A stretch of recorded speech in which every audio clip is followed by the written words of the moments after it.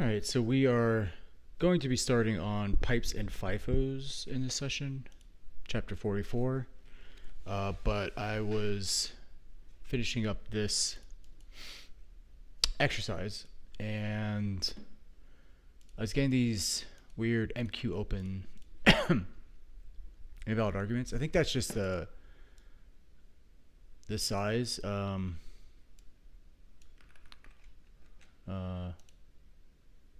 Go away. Thank you. I'm getting a lot of MQ open errors on large block sizes.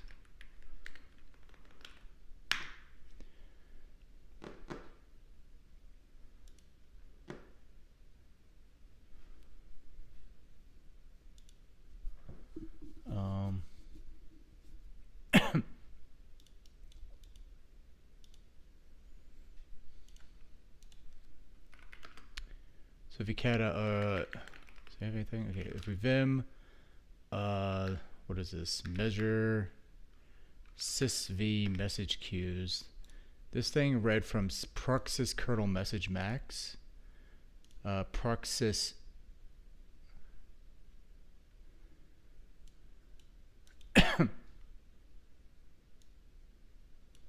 fsmq.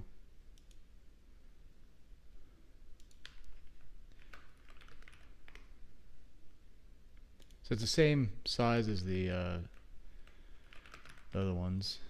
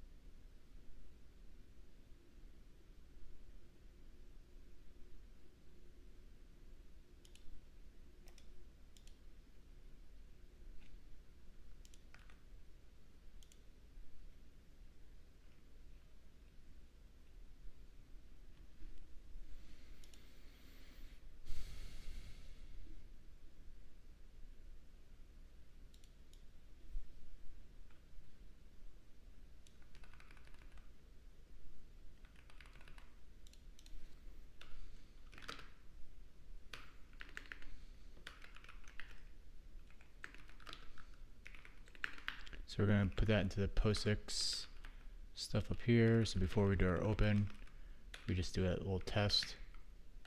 It's not necessary to do, but it'll make it a little bit nicer. Make, and then run.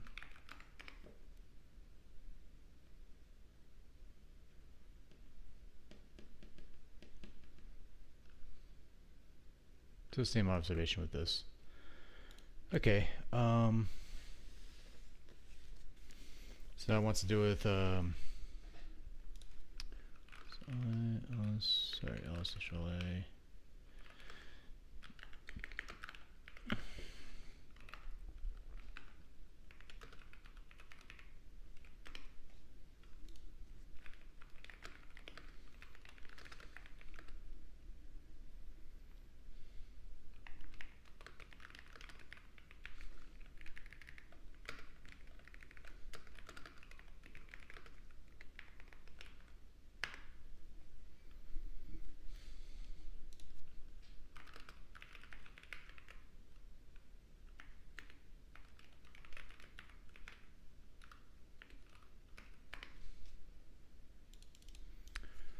go check the code.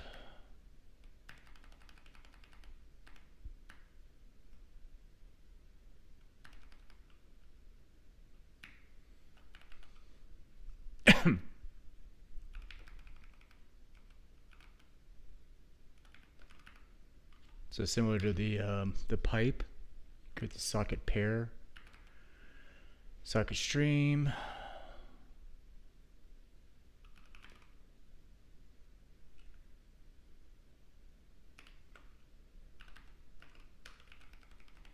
And then we fork.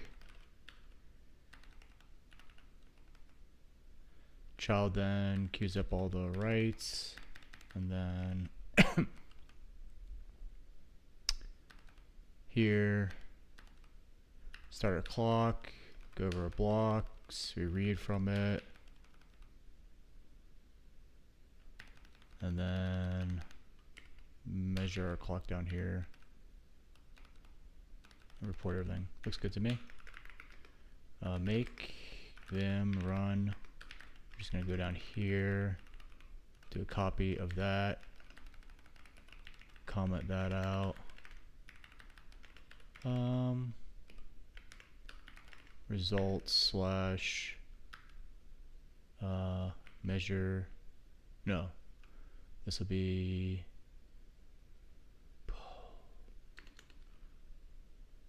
Unix sockets.txt. And if I read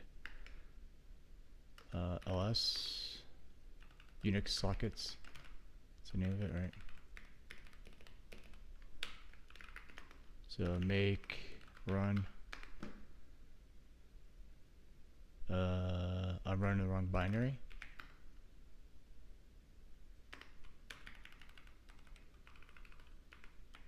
This needs to be measure Unix sockets. But that does bring up a point that this thing isn't garbage collecting. Says this file exists.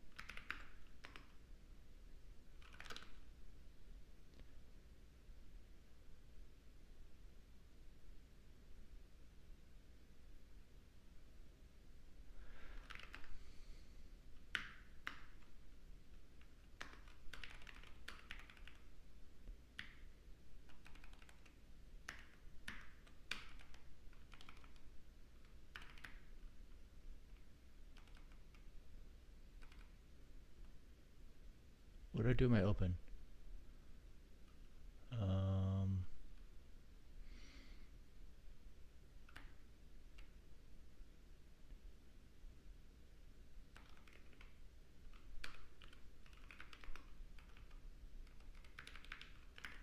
It's not this file. I'm in the wrong file. That's this V. This is measure POSIX message queues down here. It doesn't unlink. I guess it crashed.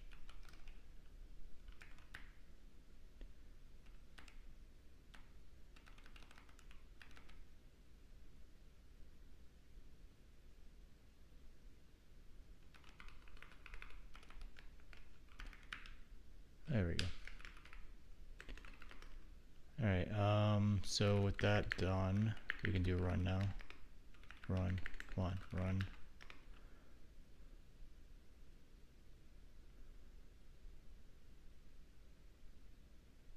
Yeah, I crashed it, that's why I left it behind. Dev. What was it, message MQ? Yeah, it's still there. So now I can do that. I can't unlink it. I'll have to make.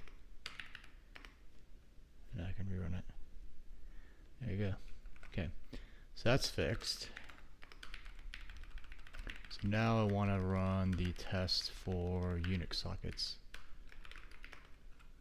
Run that.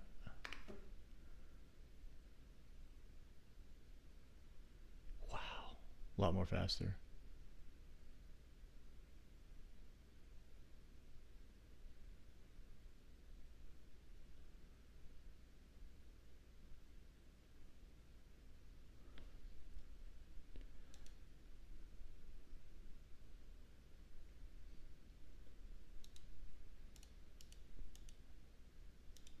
I'll just kill that. Okay. And then we'll cat out, measure the Unix sockets into Wayland copy and say now rewrite this program to use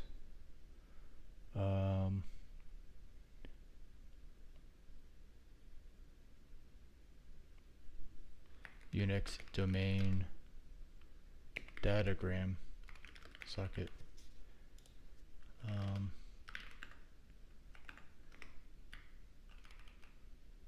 This is stream, so we'll rename this to be mv measure Unix stream sockets. We'll just say measure stream socket. Fine. Unix stream sockets.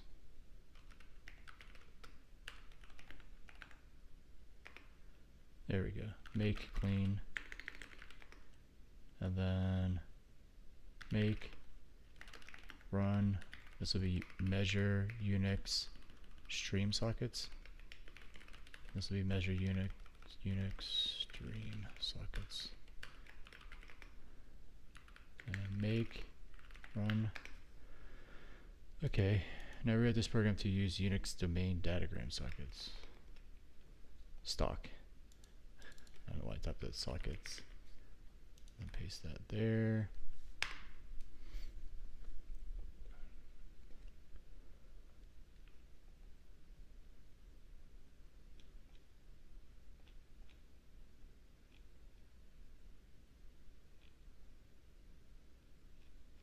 I think the difference is just datagram instead of that.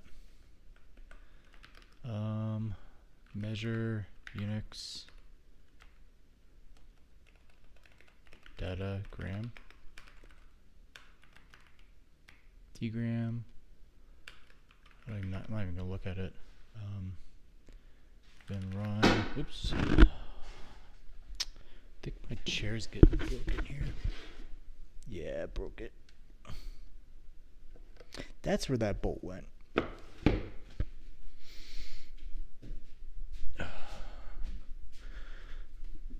This bolt came out of nowhere. I was wondering where it's supposed to go. It's a bolt for my chair.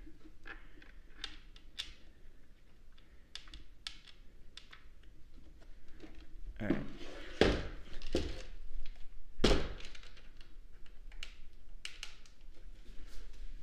I need a fixed chair.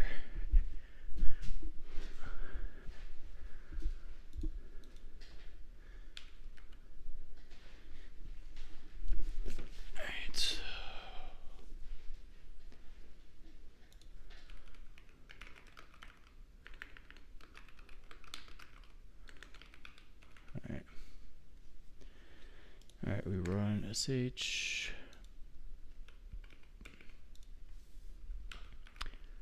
So we got stream, and then we're going to do datagram.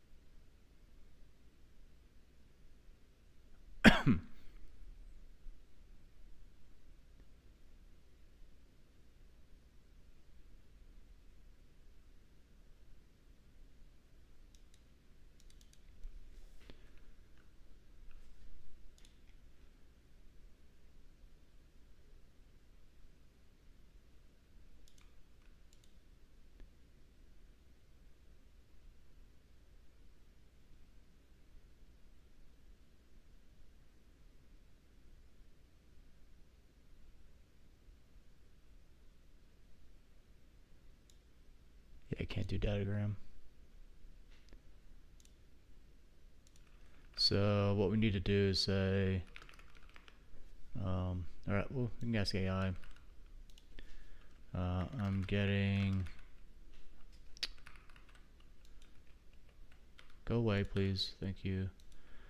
I'm getting these errors. How do I, give me code to assert that the message isn't too long before attempting the benchmark.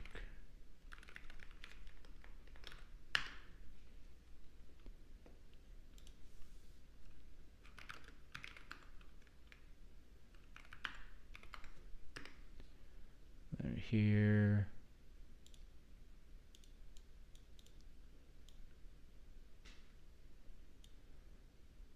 Okay, so we're saying get stop up. This reads into this buffer, send buffer, and op length.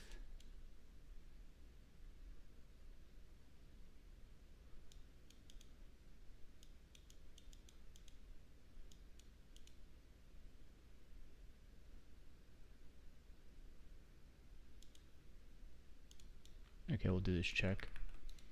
We'll do it right before we do any other assertions.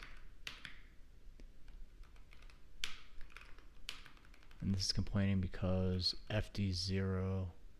Okay, so it's a option on the socket, so we need to create the socket first here. There we go. So now we make and run. These will go really fast, and then that last one will die.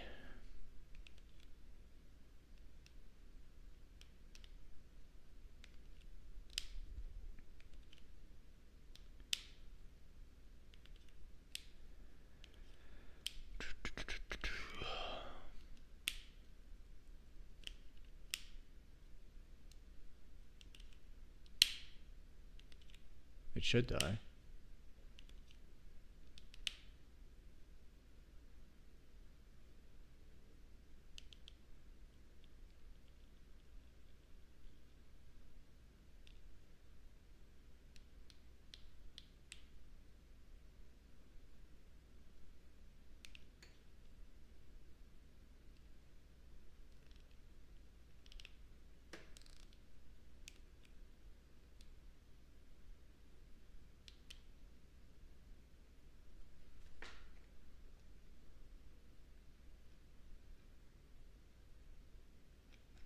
Okay. Vim run. Datagram, stream, PostXM queues, SV message queues, pipes. We'll say echo a bunch of these, and we'll say this will be for pipes.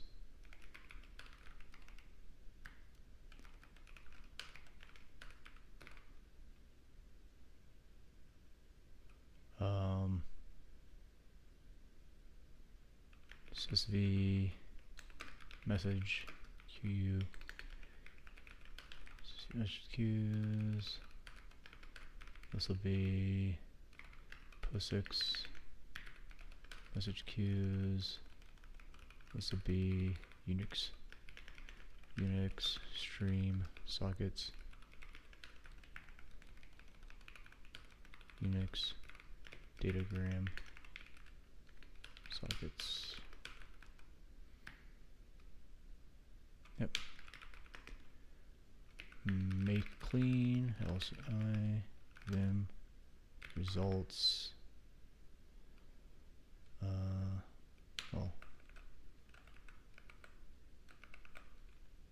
CD results, LCI.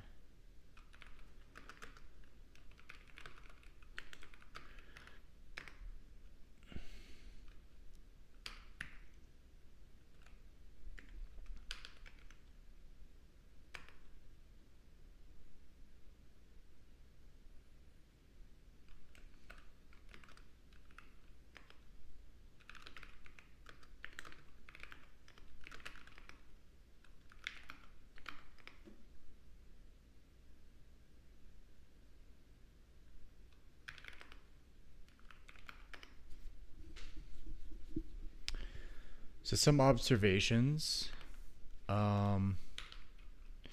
is chapter 43. Chapter 43.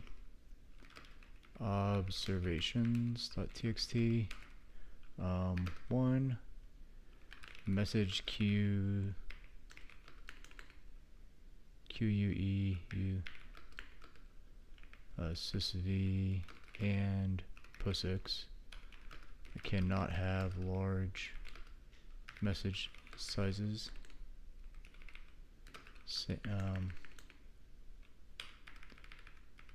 And datagram sockets cannot have large.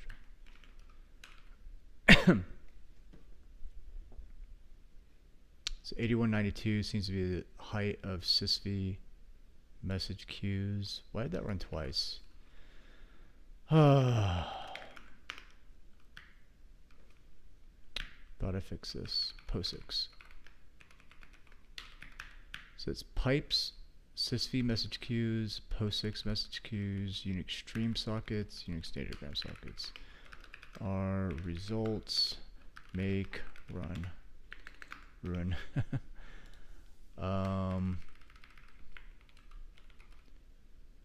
We'll say GW. This is because they are all messaging datagram style interfaces that are meant for messages that are small in size, less than 8192 bytes. 2.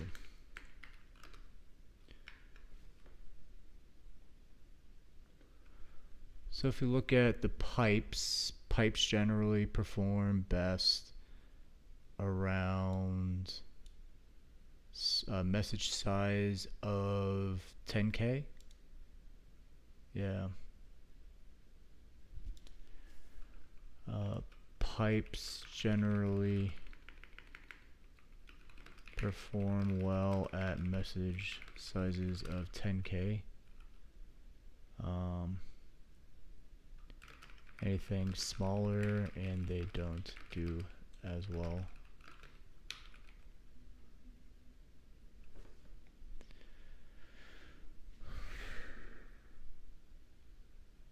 POSIX message queues.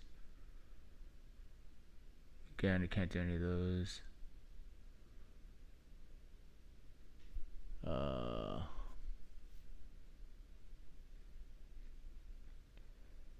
Extreme sockets.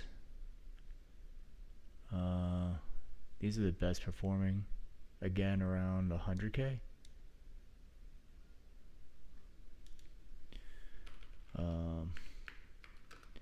Unix stream sockets perform best of all. So these are at like 19 megabytes a second. This one was at most 14.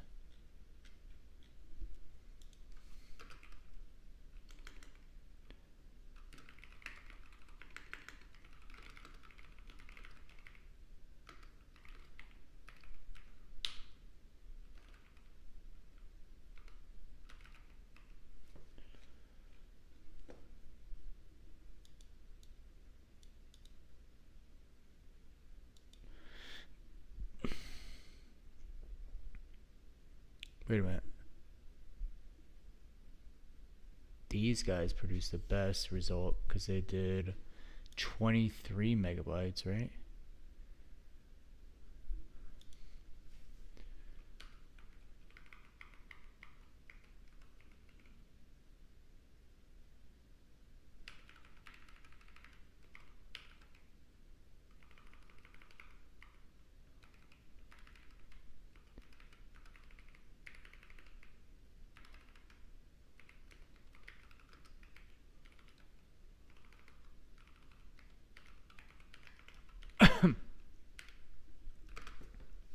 So our best performing was 23 here.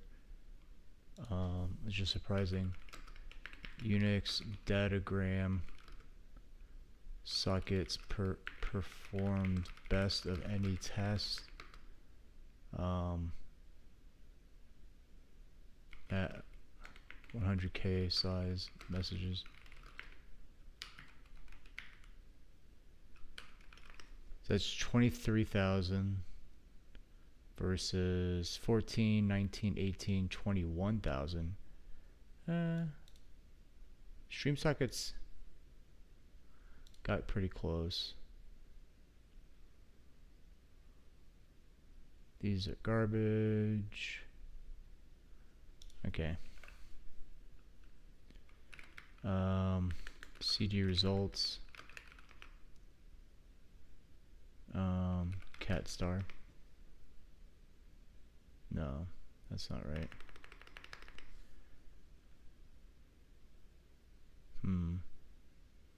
LS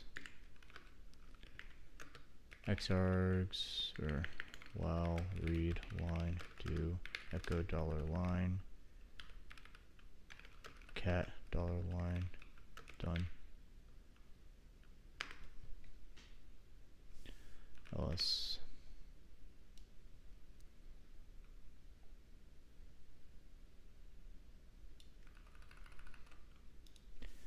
interpret these results.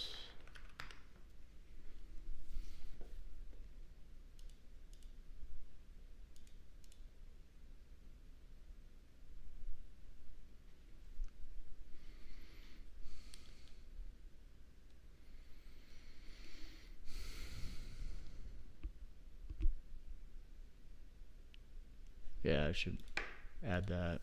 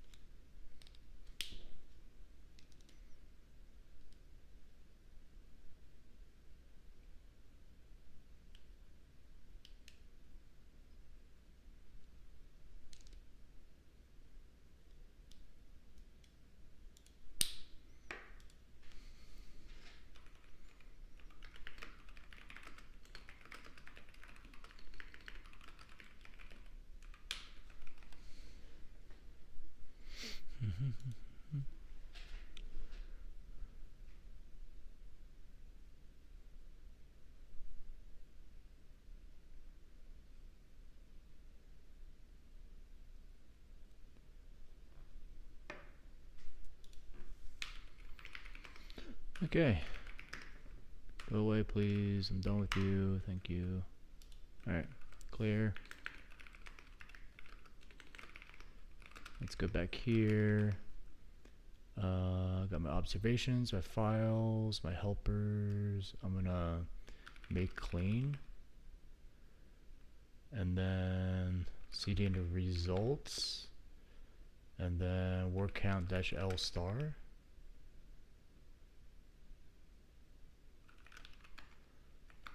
And that's just due to the amount of message. Okay. Alright, that sounds good to me. So I'm gonna run observations, all that stuff. Git ignore. Looks good.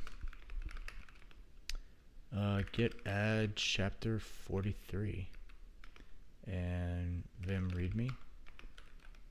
42 is done, and so is 43.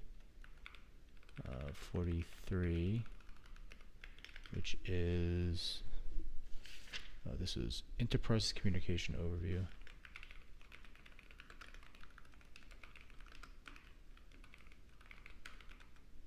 And then we got 44 on deck.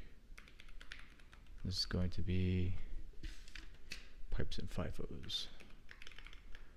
Pipes and hey, what's up? What happened to the chair? I don't know. I'm gaining weight. I'm bulking, so I think I just broke it. Pipes and FIFOs.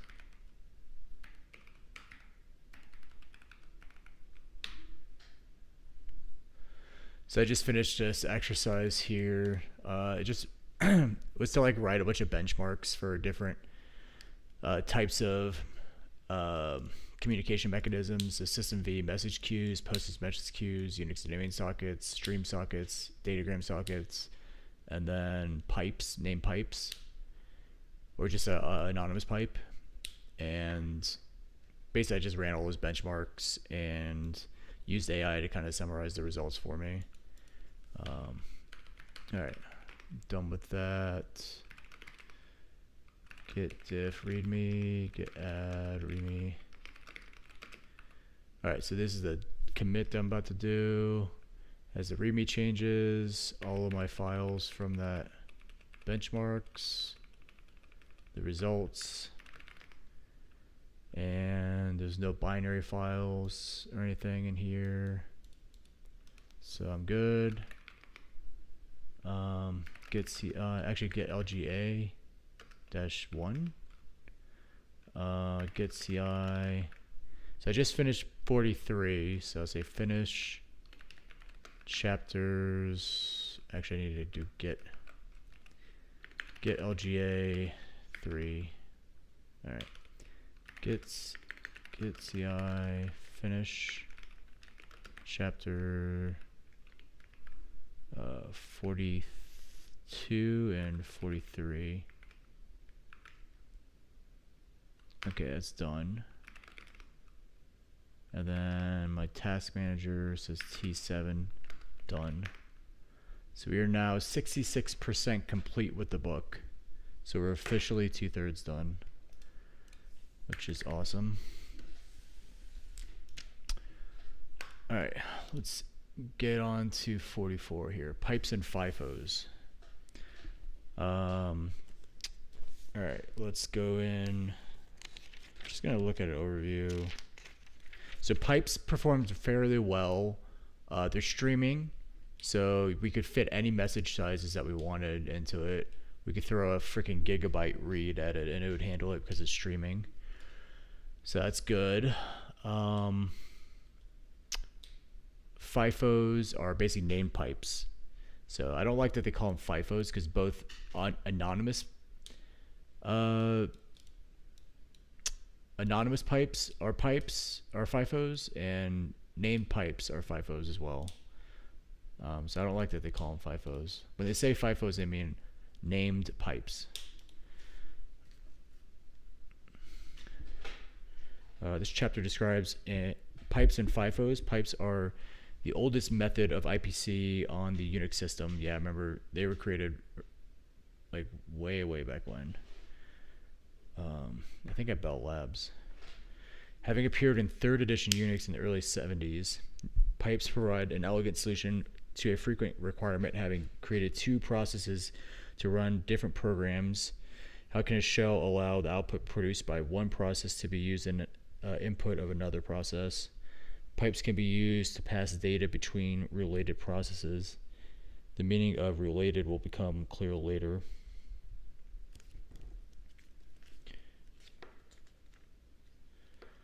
FIFOs are a variation on the pipe concept.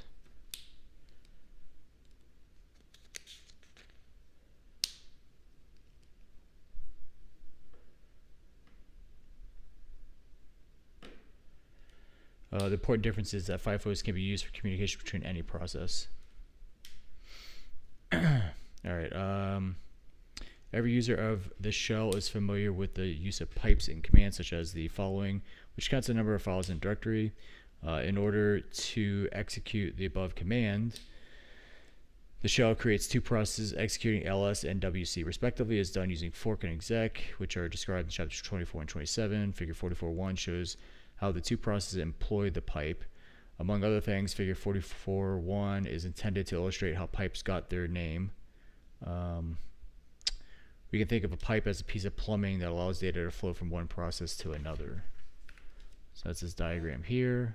So you have ls, standard out, FD1 goes into a pipe, which is a byte stream unidirectional, first in, first out. You write into it, and then word count has its standard in, FD0, reading off the same pipe. Use a pipe to connect 2 processes. One point to note in figure 44.1 is that the 2 processes are connected to the pipe so that the writing process ls has its standard output FD1 joined to the writing end of the pipe, while the reading process has its standard input file FD0 joined at the read end of the pipe. In effect, these 2 processes are unaware of the existence of the pipe. They just read from and write to the standard file descriptors. The shells must do work in order to set things up this way, and we see how it's done in section 44.4. In the following paragraphs, we cover a number of important characteristics of pipes. Pipe is a byte stream. When we say that a pipe is a byte stream, we mean that there is no concept of messages or message boundaries when using a pipe. The process reading from a pipe can read blocks of data of any size, regardless of the size of the block written by the writing process. Furthermore, the data passes through the pipe sequentially. Bytes are read from the pipe in exactly the order they are written. It's not possible to randomly access the data in a pipe using LSEQ. So it's similar to like a TCP connection, which is a byte stream as well. If we want to implement the notion of discrete messages in a pipe, we must do this within our application. While this is feasible, it may be preferable to use alternative IPC mechanisms such as message queues and datagram sockets, which are discussed in later chapters. Reading from a pipe. Attempts to read from a pipe that is currently empty block until at least 1 byte has been written to the pipe. If the right end of the pipe is closed, then a process reading from the pipe will see the end of file, i.e. read returns 0, once it has read all remaining data in the pipe. Pipes are unidirectional. Data can travel only in one direction through the pipe. One end of the pipe is used for writing and the other end is for reading. On some other Unix implementations, notably those derived from SysMV Release 4, pipes are bidirectional, so-called stream pipes. Bidirectional pipes are not specified in any Unix standards, so that even on implementations where they are provided, it is best to avoid reliance on their semantics. As an alternative, we can use Unix domain socket, Unix domain stream socket pairs created using the socket pair system call described in section 57.5, which provide a standard bidirectional communication mechanism that is semantically equivalent to stream pipes. Writes of the type pipe buff bytes are guaranteed to be atomic. If multiple processes are writing to a single pipe, then it is then it is guaranteed that their data won't be intermingled if they write no more than pipe buff bytes at a time. SUSV3 requires that pipe buff be at least POSIX pipe buff 512. Okay.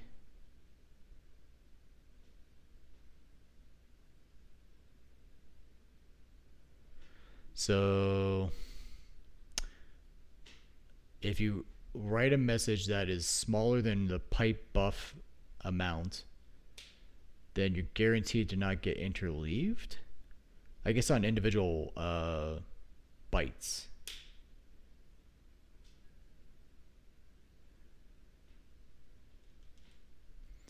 An implementation should define pipe buff in limits.h and or allow the call to fpathconf fd pc pipe buff to return the actual upper limit for atomic writes. Pipe buff varies across Unix implementations.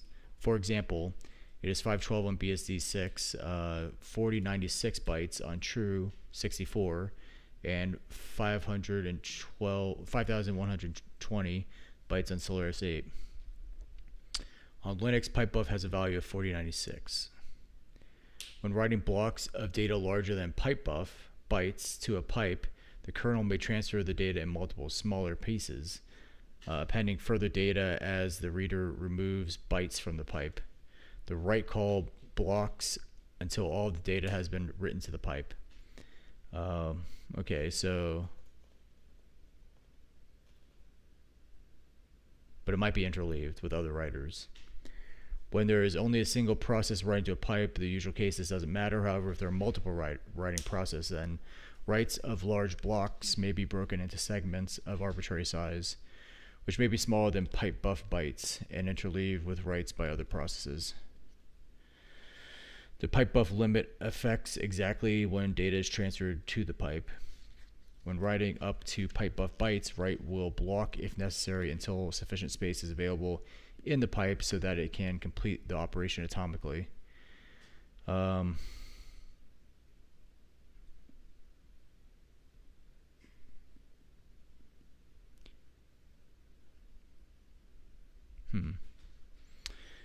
When more than pipe buff bytes are being written, write transfers as much data as possible to fill the pipe, and then blocks until data has been removed from the pipe by some reading process. If such a blocked write is interrupted by a signal handler, then the call unblocks and returns a count of the number of bytes successfully transferred, which will be less than the requested, a so-called partial write. So you can have partial writes. Interesting. On Linux 2.2, pipe writes of any size are atomic unless interrupted by a signal handler. On Linux 2.4 and later, any write greater than pipe buff bytes may be interleaved with writes by the other processes. The kernel code implementing pipes underwent substantial changes between 2.2 and 2.4. Pipes have a limited capacity. A pipe is simply a buffer maintained in kernel memory. This buffer has a maximum capacity. Once a pipe is full, further writes to the pipe block until the reader removes some data from the pipe.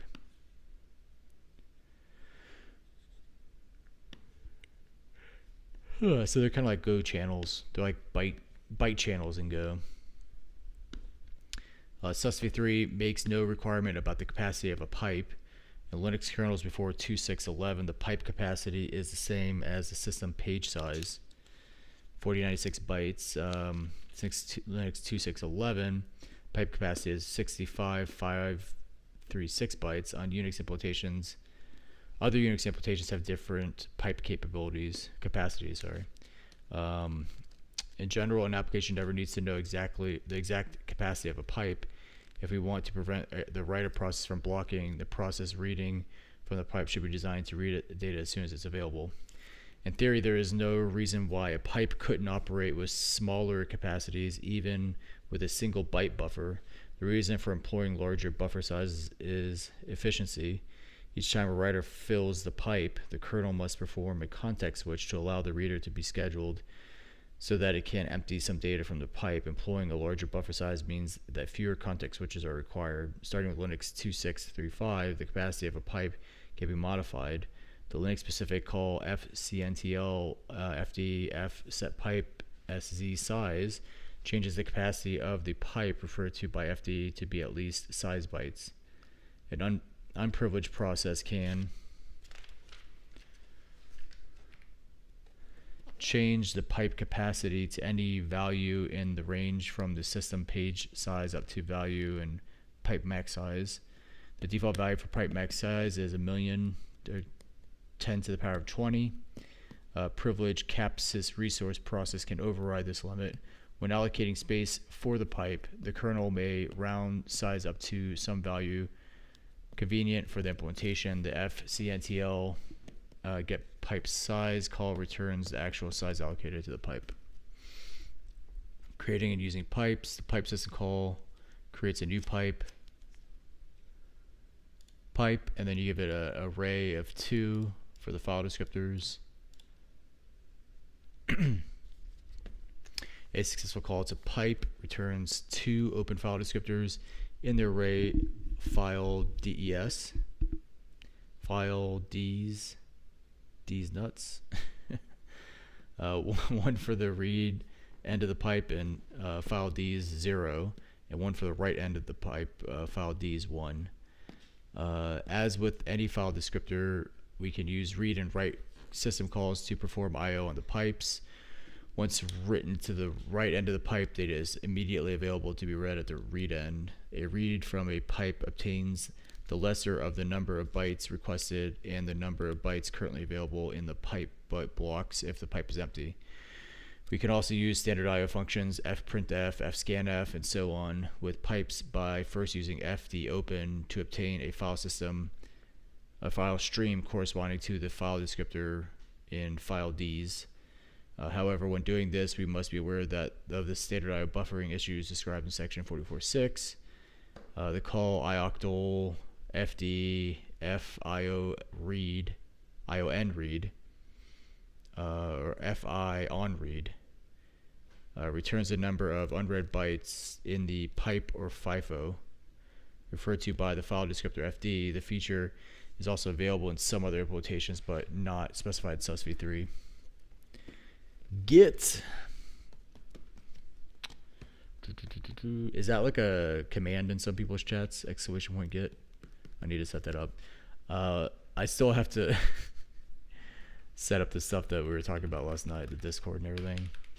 I was gonna do that this morning, and then this morning turned into this afternoon, and I figured I wanted to get a stream in this afternoon before I take a break for the weekend, so I can have a little bit of a weekend to rest.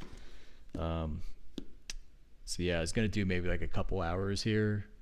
I'm about an hour in already, so I'm probably gonna finish pipes and FIFOs, which will take me to what's the end of this chapter?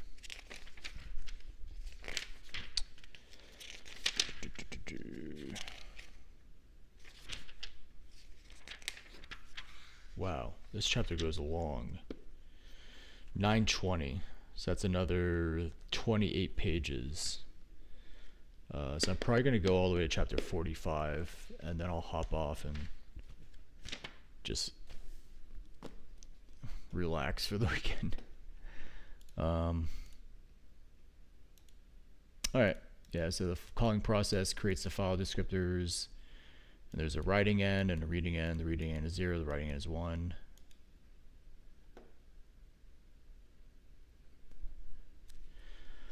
A pipe has a few uses within a single process. We consider one section 6352. Oh no, why did it take me there? I don't like that this PDF is hyperlinked. Alright, I'm on 892. It's kind of annoying.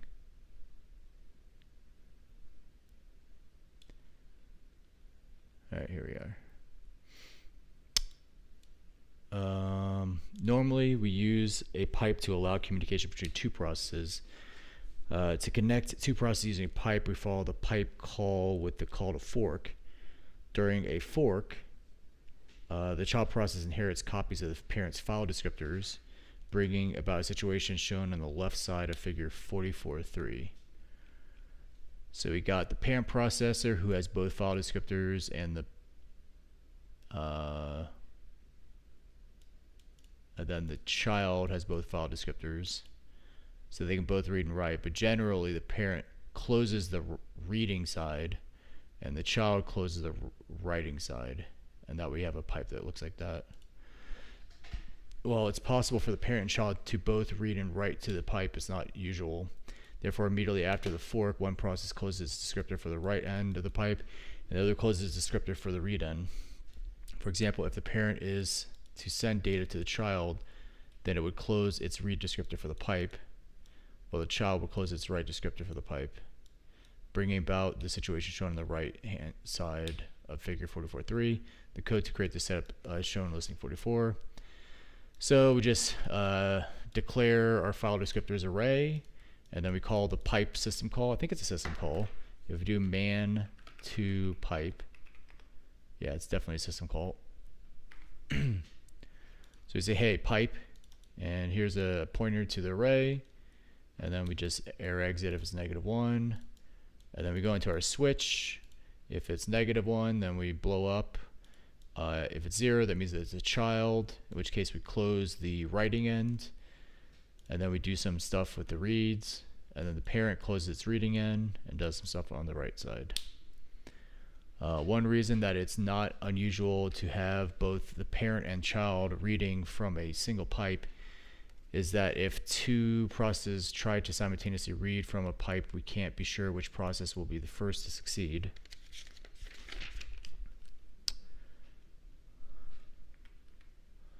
The two processes race for data. Preventing such races would require the use of some synchronization mechanism. However, if we require bidirectional communication, there is a simpler way. Just create two pipes, one for sending data in each direction between the two processes.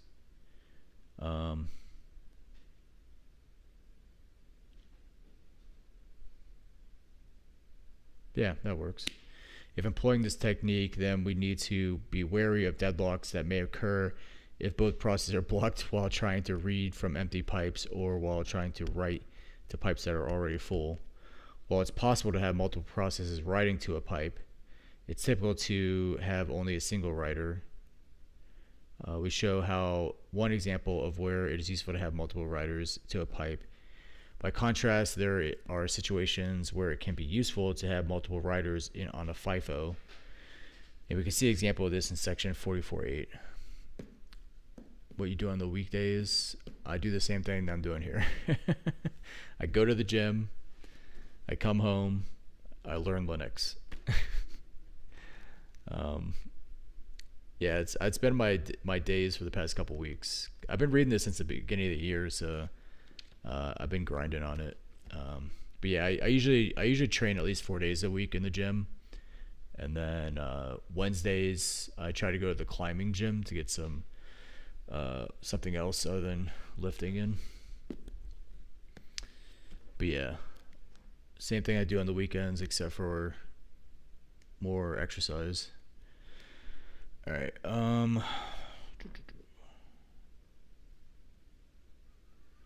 Did I read this already? I think I did.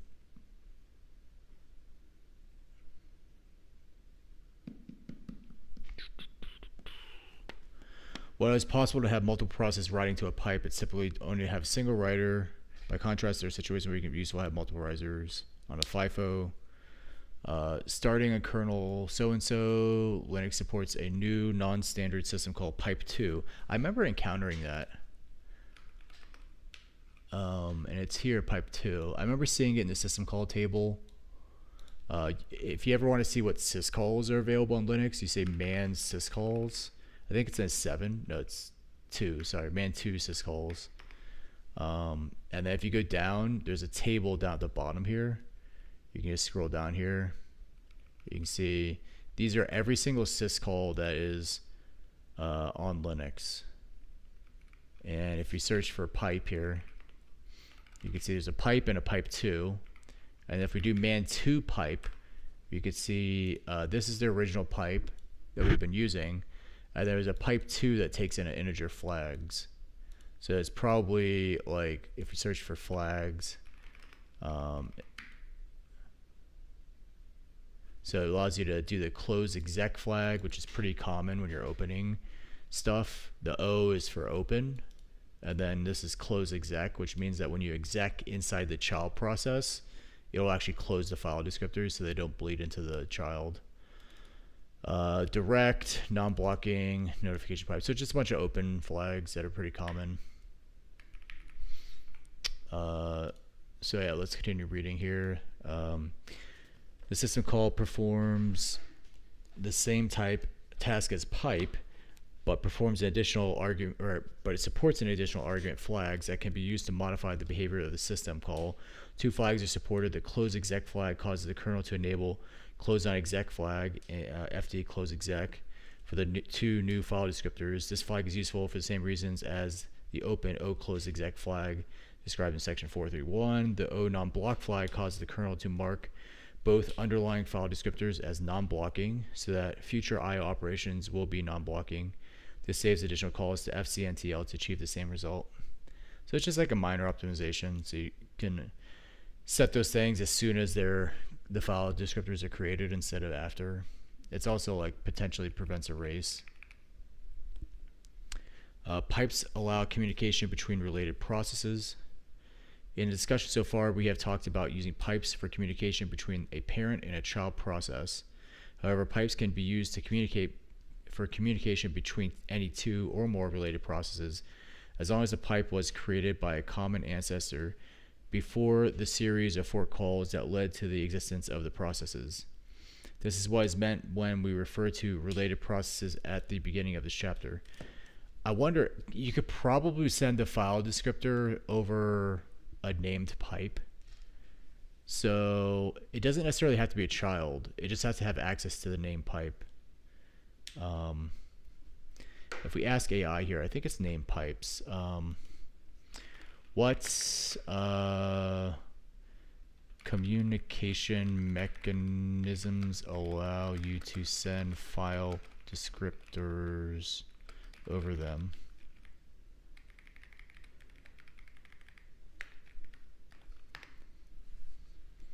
Unix domain sockets, yeah.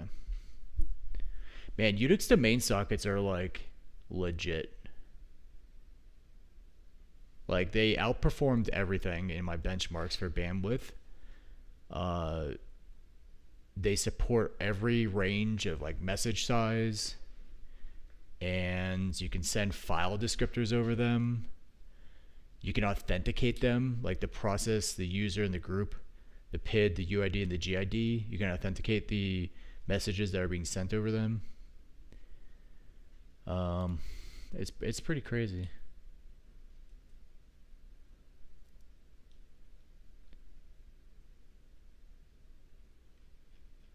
All right. All right, let's continue on. For example, a pipe could be used for communication between a process and its grandchild. The first process creates the pipe, and then the fork child that it in turn forks to yield the grandchild. A common scenario is that a pipe is used for communication between 2 siblings. The parent creates the pipe, and then the children, and then creates the 2 children. This is what the shell does when building a pipeline.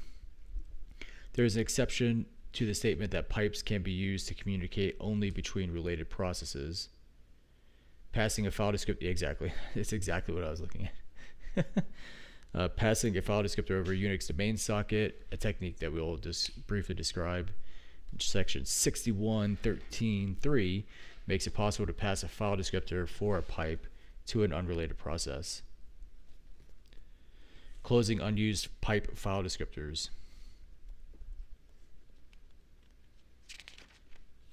Closing unused pipe file descriptor is more than a matter of ensuring that a process doesn't exhaust its limited set of file descriptors.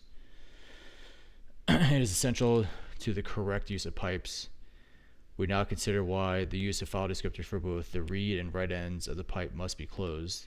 The process reading from the pipe closes its write descriptor for the pipe so that when the other process completes its output and closes its write descriptor, the reader sees end of file once it has read any outstanding data in the pipe. If the reading process doesn't close the write end of the pipe, then after the other process closes its write descriptor, the reader won't send end of file, even after it has read all the data from the pipe.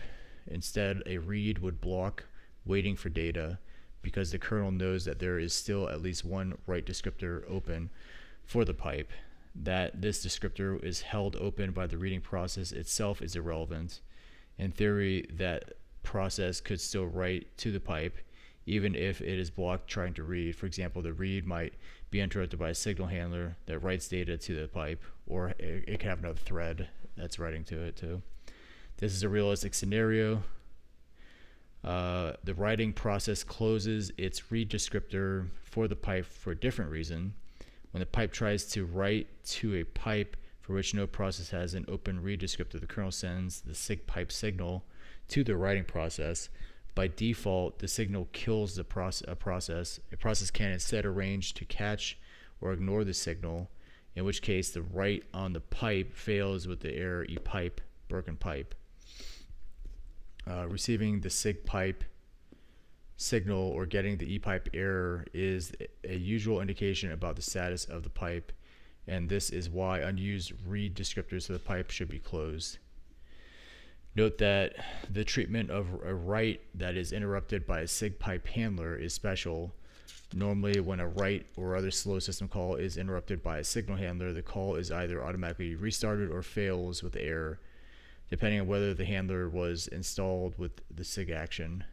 The behavior in this case of sig pipe is different because it makes no sense either to automatically restart the write or to simply indicate that the write was interrupted by a handler, thus implying that the write should usefully be manually restarted. In neither case can a subsequent write attempt succeed because the pipe is still broken. If the writing process doesn't close the read end of the pipe, then even after the other process closes the read end of the pipe, the writing process will still be able to write to the pipe. Eventually, the writing process will fill the pipe, and a further attempt to write will block indefinitely. One final reason for closing unused file descriptors is that it is only after all descriptors in all processes that refer to a pipe are closed that the pipe is destroyed and its resources released for reuse by other processes. At this point, any unread data of the pipe is lost. So you got it. If you're a writer, you got to close your reads, your read file descriptors. If you're the reader, you got to close your writes.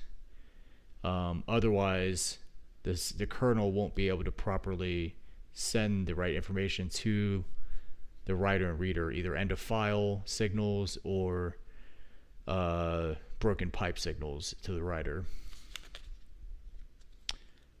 It needs to be able to do that so that the process can make progress. Otherwise, these things are just going to block forever because conceivably there could be a reader or writer.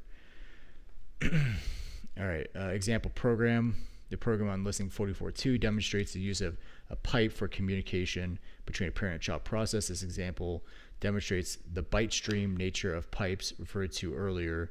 The parent writes its data in a single operation while the child reads the data from the pipe in small blocks. Let's take a look at it. Let's see, how many pages is this thing? Just a little over a page here. So we pull in sys wait because we're going to wait on the child. We pound define a buff size of 10, and then we declare our main. We got our file descriptors for the pipe, so the reader and the writer. We allocate up or declare the buffer on the stack here.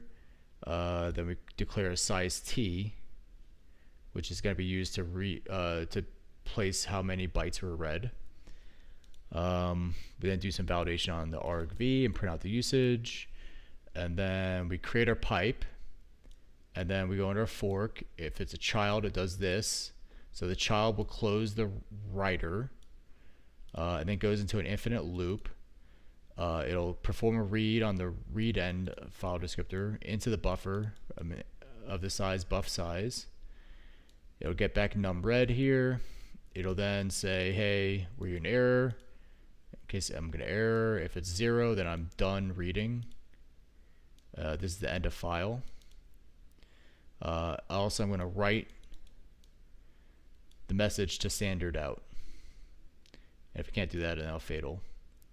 And then at the end of all my reading, so as soon as I get the EOF here, I'm going to write a new line to the terminal, or to the output, the standard out. And then I'm going to close my file descriptor, and I'll do underscore exit. And then, like, children always call underscore exit so that they don't invoke exit handlers.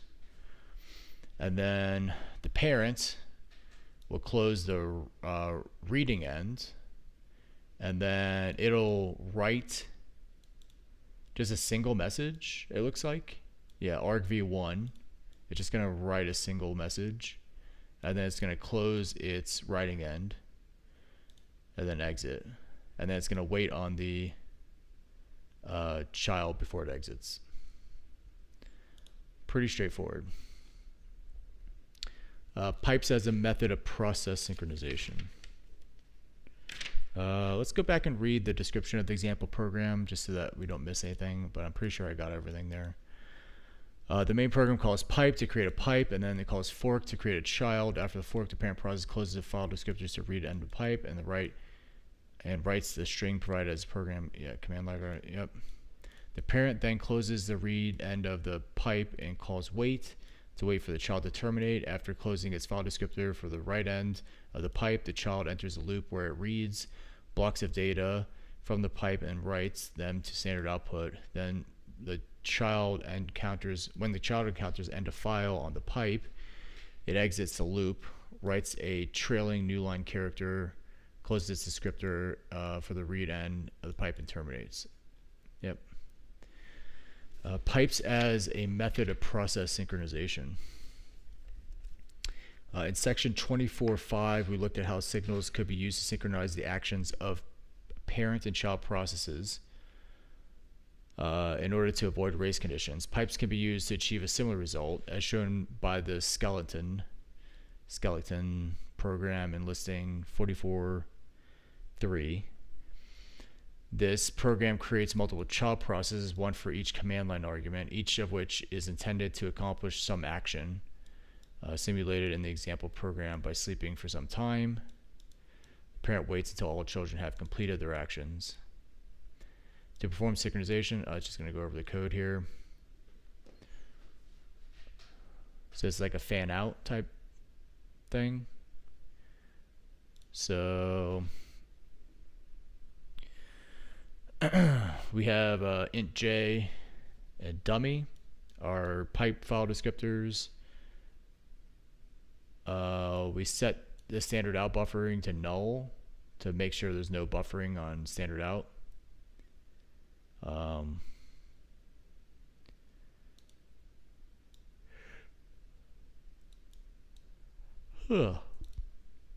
We then just announce that the parent started, and then we create a pipe, and then for each argument we create a child. The child will close its writing end. Oh, sorry, its reading end. Yeah, 0 is reading. And then it goes in and sleeps for the amount of time provided by the arguments. And then it says I'm going to close my pipe, and it closes it and then exits. I think exiting might also do the same close, because there won't be a file descriptor around in the child anymore. Okay, and then the parent just says, okay, I'm going to break out of the switch and continue. And then once the for loop is done, it does a close on its right end, and then it does a read into dummy, and then it says parent ready to go. So basically all of the children have to close their writing ends before the read can. So basically, like, pipes are kind of like channels. They're like byte channels. If you ever use channels in Go, they have very similar semantics to pipes. They're basically like a byte channel, which makes sense. I mean, the Go guys created Unix, so makes sense they would have a similar interface there. Okay. And then if we run this, we say 426. These things wait for different amount of time. So 4 will be 1. So 2 should show up first, and then 1, and then 3. And then the parent's ready to go. Let's go ahead and read the description here, just to make sure we didn't miss anything. So to perform synchronization, the parent builds a pipe before creating the child process. Each child inherits the file descriptor for the right end of the pipe and closes the descriptor once it has completed its action. After all of the children have closed their file descriptors for the right end of the pipe, the parent's read from the pipe will complete returning end of file. At this point, the parent is free to carry on to do other work. Note that closing the unused right end of the pipe in the parent is essential to the correct operation of this technique. Otherwise, the parent would block forever when trying to read from the pipe. Yeah, because it has an open file descriptor for reading, or for writing, and it attempts to read, and it could potentially write to itself. So that'll block it open.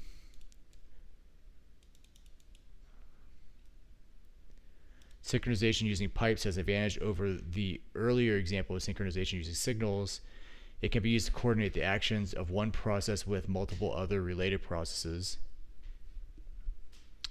I'm just revamping my CV. That's always good to do. I did that at the end of last year because I was applying for a job. I did not get the job.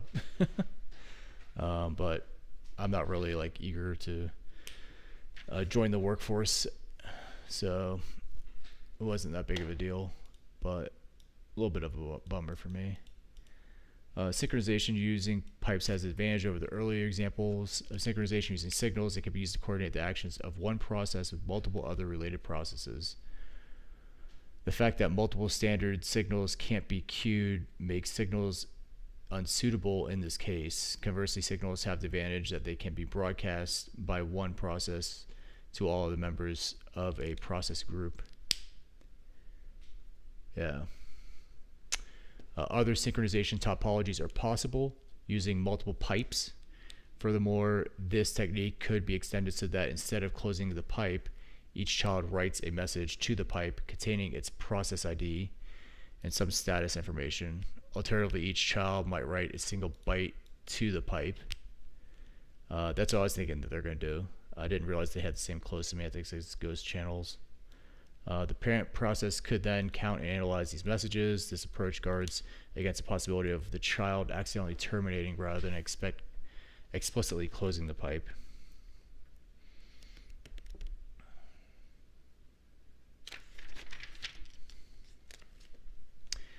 Using pipes to connect filters. When a pipe is created, the file descriptor is used to read. Actually, I'm going to write a little note here for myself. Give me 1 second.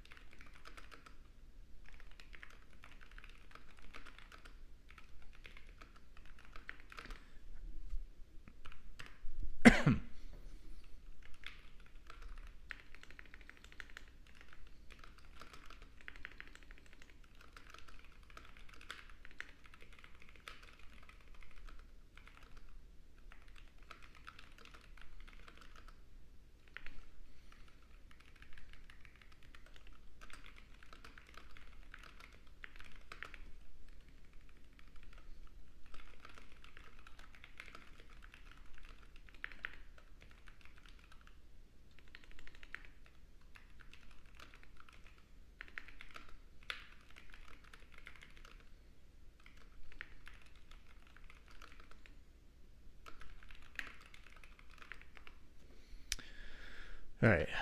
I'm gonna take a quick bio break. I'll put on some music here, but yeah, I'll be back in a couple of minutes.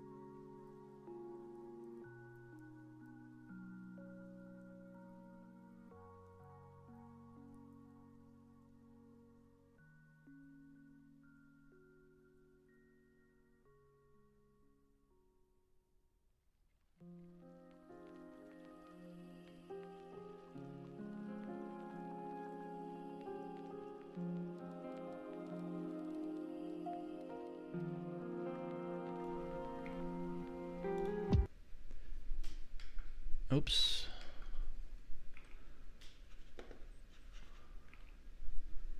There we go. What I just realized, and I wanted to write down a note for myself, is that pipes are like Go's byte channels. They have very similar semantics, but because you can use Unix domain sockets to move the read and write ends of them around to multiple processes, you can coordinate between pretty much any process on the system that you want to. Whereas Go's channels are limited by that you can only coordinate Go routines within the same process. So it's a pretty cool mechanism.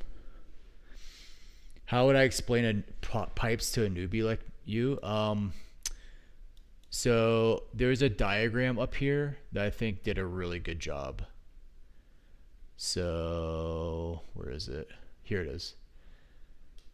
So in this case, ls is a program that, so we can type this in on our command line right here. So I'm going to zoom in. So this folder just has a bunch of stuff in it. So if I say ls and pipe it into wc, so that counts all the characters in this message here, in this output. So we take the output of the ls command, and instead of displaying it on the terminal, we pipe it into the input of word count. And word count gives you how many characters and lines and stuff, how many bytes are in the output. So that is, this is the pipe right here. ls is the command that writes to its standard out. Word count is the command that reads from its standard in. So this diagram over here does a really good job at explaining that. So ls is the command. Its standard out, which is the file descriptor 1, gets written to with the contents of the directory. And then standard in is a program completely ignorant of ls. Like there's no relation between these two processes. It's completely ignorant. All it knows is that it has a standard in with file descriptor 0. So word count can work on anything. So I could say like cat readme into word count, and now it's doing the same operation that it was doing on ls. It's now doing it on the bytes of the readme file. So you can see how this leads to like composability. You have these different programs that are completely ignorant of each other, and they're connected together through pipes. And pipes, the pipe itself has a write end and it has a read end, and it's basically a unidirectional byte stream, and there's certain semantics around reading and writing to it. So that's how I would explain it. I don't know if that's a great job, but That's how I'd explain it. Do I use Obsidian? I used to use Obsidian maybe about 2 years ago. I was using it. I was like super excited, because they sold me on the whole like what do they call it, like a second brain or whatever. I forget the name of it. But like they sold me on the whole idea of like having all this stuff put into Obsidian, and I like Obsidian. I don't use it. It's installed on Amarchi by default. But I don't use it anymore. I used to pay for the synchronization service, but I think I like NeoVim a lot, and I think it does everything I want it to do. And if I want a fancy markdown renderer for like editing, there's like Remarkable, I think. There's some like, I forget the name of it, but there's some like application that they have installed on Amarchi that does markdown. But for the most part, I just use LazyVim or NeoVim. But yeah, that's pretty much what a pipe is. It's the glue that connects the output of one command to the input of another command. And I've heard this referred to as the universal interface. Is a stream of bytes, is the universal interface. Like other APIs and protocols and stuff have different interfaces, but it's hard to like connect to them. Whereas if your interface is a byte stream, pretty much you can connect to anything. So that's the reason why the pipe operates on the byte streams, because it's the universal interface. Let's go down here. I think we're on using pipes to connect filters. 899. This one here. I get it. Yeah, it's not a hard concept to get. But yeah, if you're using Linux, you probably have already used pipes in your shell.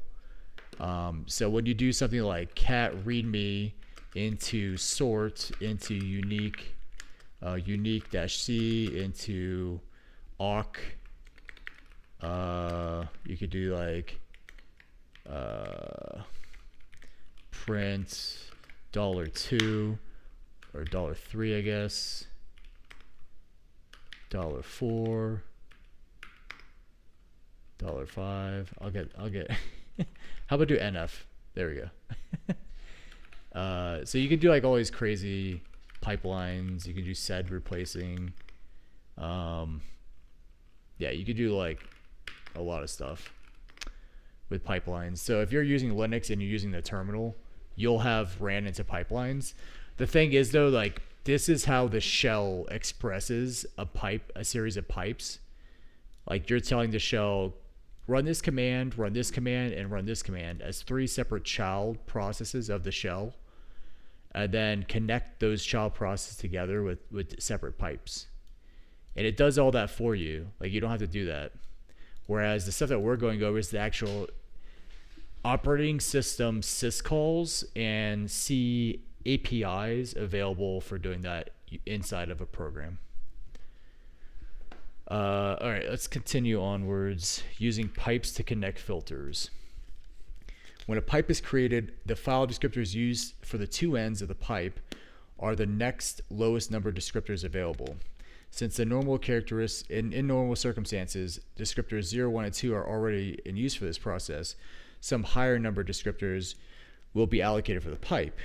So how do we bring about the situation shown in figure 44.1, where 2 filters, i.e. a program that reads from standard in and writes to standard out, are connected using a pipe, such that the standard output of one program is directed into the pipe and the standard output of the other is taken from the pipe?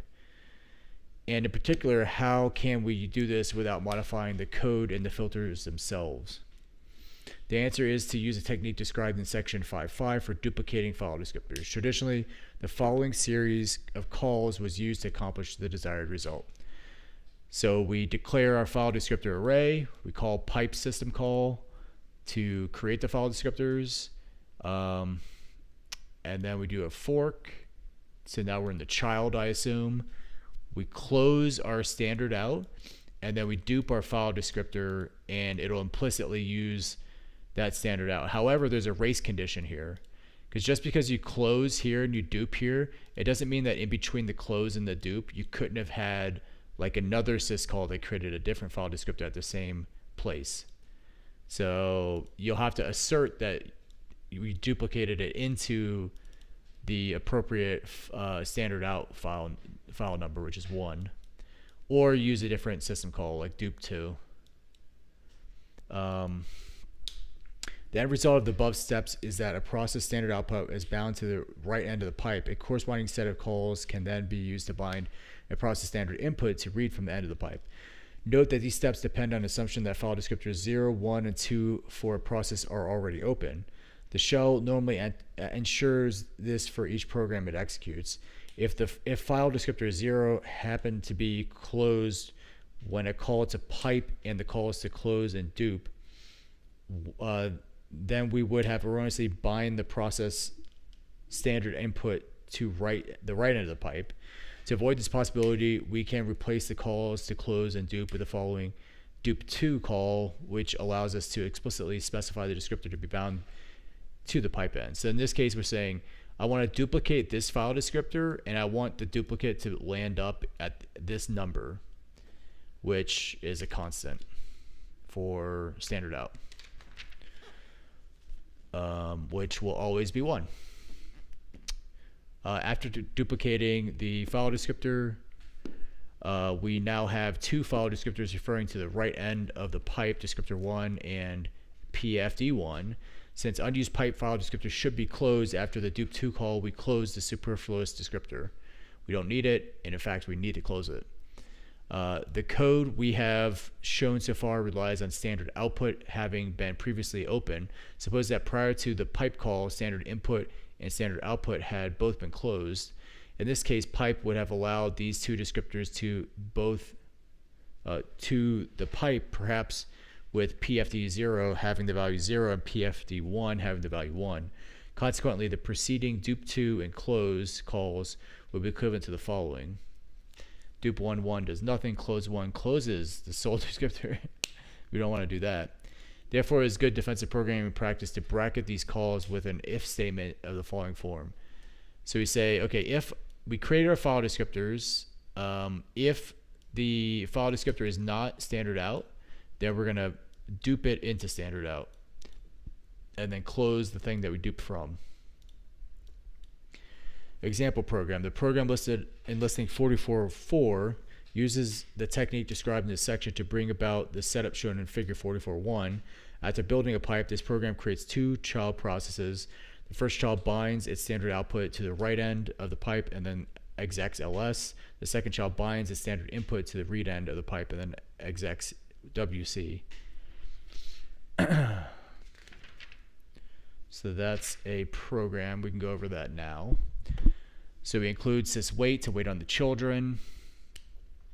We have our file descriptors declared here, uninitialized. We then call pipe, which creates file descriptors, assigns values to them. We then fork for our child. This is the code for the child under case 0. So we say, hey, before we do an exec or anything, so we're going to close the FD0, which is the read end. We're going to close the read end. So the child is going to be writing. And then we say, hey, if FD1 is not equal to the standard out, since this thing's going to be writing, then we're going to duplicate into its standard out the file descriptor, and then we're going to close the file descriptor for writing. So now there's only one file descriptor for writing, and it is standard out. And then we're going to do an exec of ls with no arguments. And then the parent is just going to continue on out over here. We can't get past this line because either the exec's going to succeed and now we're running a different program, or the exec's going to fail and we're going to error exit. So we're not going to get past this line if we're the child, which means this default case happens for the parent. And I don't think we even need this, because if you don't have a case for the switch, I think it just doesn't matter. So I think that's like code that you don't even need. We then go to a switch for another child. So we fork that child off. We do the same thing, except in this situation we close its right end because it's going to be reading. And then we do the same little dance where we make sure that the only file descriptor for the pipe is the read file descriptor on standard in. And then we exec word count with -L for line. So this whole thing replicates this pipeline here, ls piped into word count -L. So this pipeline, the shell is basically doing all of this stuff for you, which is a lot of code.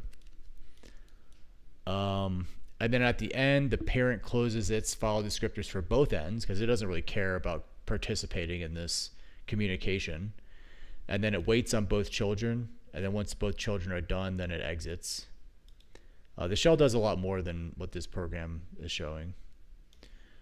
So when running the program in listing 484.4, we see the following, which is identical to if we ran the pipeline in the shell. All right, talking to a shell command via pipe.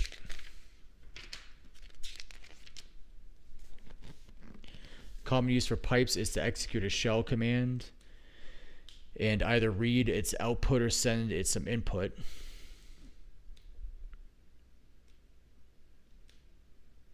The popen and pclose functions are provided to simplify this task.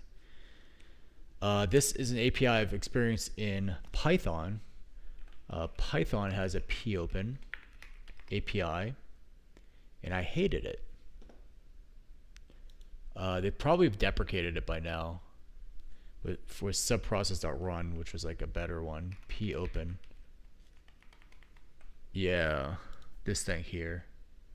I hated this thing. Subprocess popen. I did not like popen.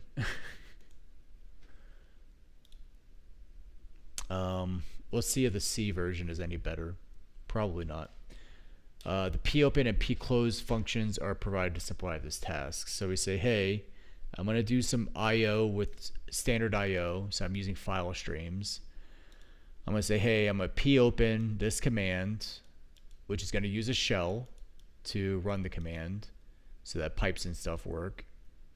And then I'm going to give it a mode. I don't know what that thing does. And then at the end, I'm going to pclose it. Why did I hate it? It just didn't do what I wanted. I mean, this is like well over a decade ago now, so I don't really remember why. I think it's just like, it was like really hard to just do what you wanted to do, like run a freaking command, and collect the results from running it as like a string in Python.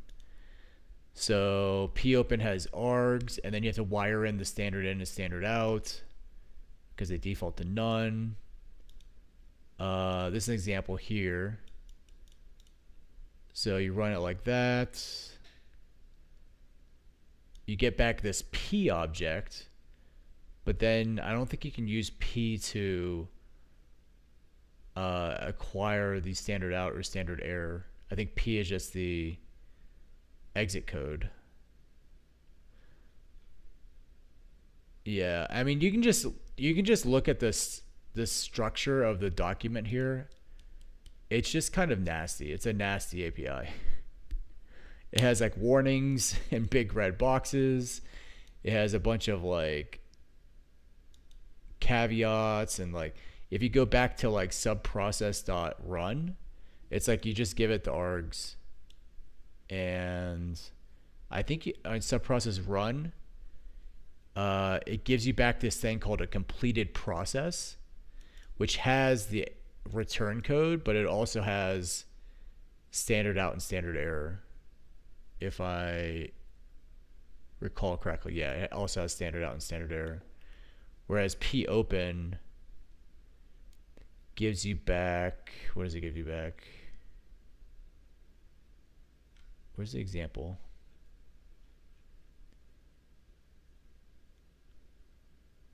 Yeah, here it is. It gives you back this P thing. Let's try it. Why not? I got Python here. So we're gonna import sub process, and we're gonna say, hey, I want a popen sub process dot popen, and let's just do like ls dash la.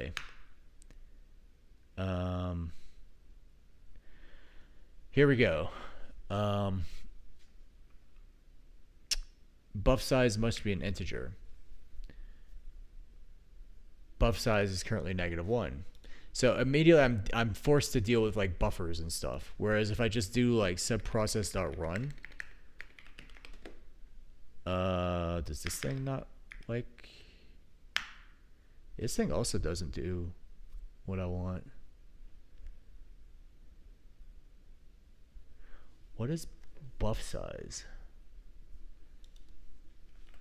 Buff size.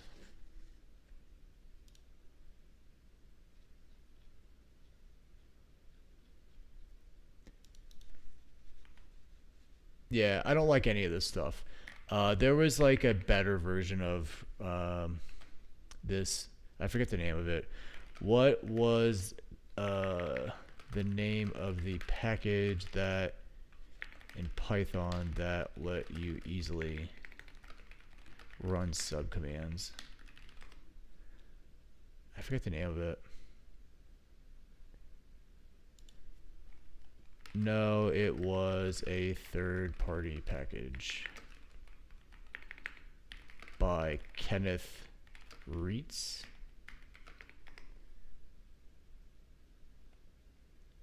Oh, it's the sh package, yeah. Python sh module. So I'm just gonna do a quick Python mvm.vm,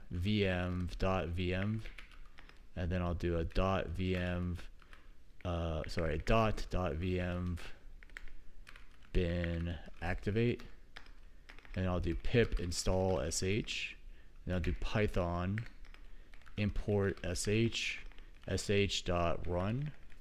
or sh.ls, and then we say -la.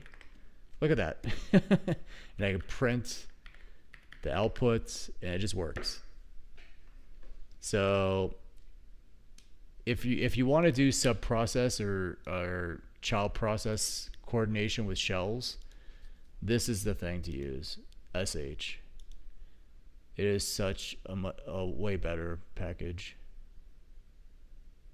than this freaking popen subprocess stuff. Anyways, I don't want to be too hard against it because it's probably just like a skill issue on my end. That I don't know how to use it, but yeah, I would use sh. You saw how quickly it was. I was able to use it here. It's like no issue. All right, deactivate rmrf .vm. All right, there we go. Let's go ahead and continue reading about popen. The popen function creates a pipe and then forks a child process that execs a shell, which then creates a child process to execute the string and given in command. The mode argument is a string that determines whether the calling process will read from the pipe. Mode is R, write for the pipe. Mode is W.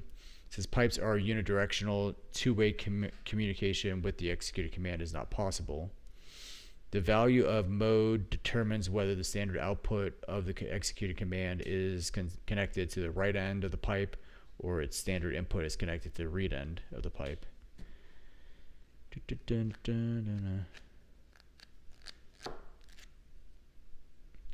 So the calling process creates the pipe, and then it fork and execs shell then fork and execs the command, and then the command writes the standard out and we read the standard out this way. Or the calling process does the same exact thing, but instead it's writing to its standard in. What's stupid about this is you can't have read and write like bidirectional. You should be able to do that. On success, popen returns a file stream pointer that can be used with the standard IO library functions. If an error occurs, e.g. mode is not R or W, pipe creation fails, or the fork to create the child fails, then popen returns null and sets error node to indicate the cause of the error. After the popen call, the calling process uses the pipe to read the output of the command or to send input to it, just as with pipes created using pipe. When reading from the pipe, the calling process encounters end of file once command has closed. Okay.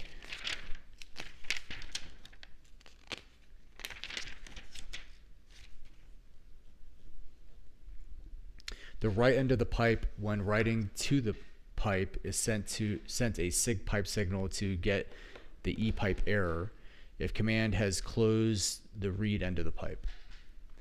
Once I/O is complete, the pclose function is used to close the pipe and wait for the child shell to terminate. The fclose function should not be used since it doesn't wait for the child. On success, pclose yields the termination status of the child shell, which is the termination status of the last command that the shell executed, unless the shell was killed by a signal. As with system, if shell could not be exec, then pclose returns a value that as though the child shell has terminated with the call exit 127. If some other errors occur, pclose returns -1. One possible error is that the termination status could not be obtained. We explained how this may occur shortly. When performing a wait to obtain the status of the child shell, Susv3 requires that pclose, like system, should automatically restart the internal call that it makes to wait PID if the call is interrupted by a signal handler. In general, we make the same statement for popen as were made in section 27.6 for system. Using popen offers convenience. It builds the pipe, performs descriptor duplication, closes unused descriptors, and handles all of the details of fork and exec on our behalf. In addition, shell processing is performed on the command. This convenience comes at a cost of efficiency. At least 2 extra processes must be created, one for the shell and one more for the commands executed by the shell. As with system, popen should never be used for privileged programs. While there are several similarities between system and popen plus pclose, there are also significant differences. These stem from the fact that with system, the execution of the shell is encapsulated within a single function call, whereas popen, the calling process, runs in parallel with the shell command and then calls pclose. The differences are as follows. Since the calling process and the executed command are operating in parallel, Susv3 requires that popen should not ignore sigint and sigquit. If generated from the keyboard, these signals are sent to both the calling process and the executed command, probably because they're in the same process group. This occurs because both processes reside in the same process group. Yep, exactly. And terminal generated signals are sent to all the members of the foreground process group as described in section 34.5. Since the calling process may create other child processes between the execution of popen and pclose, Susv3 requires that popen should not block sigchild.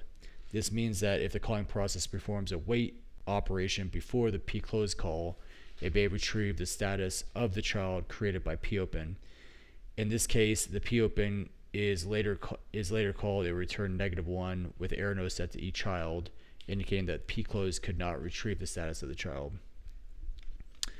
Okay, example program listing 44.5 demonstrates the use of popen and pclose. Let's go ahead and look at the program.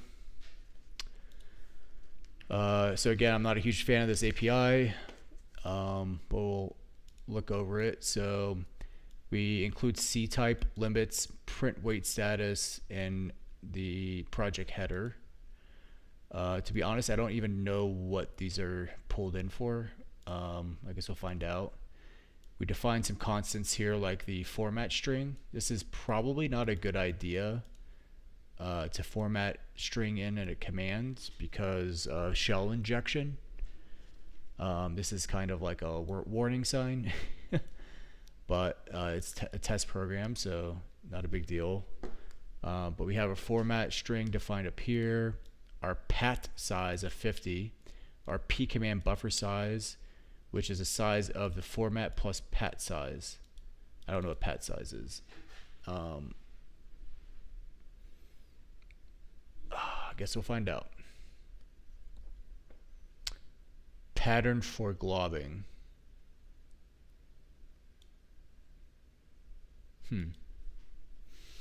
Okay, we declare a popen command character buffer.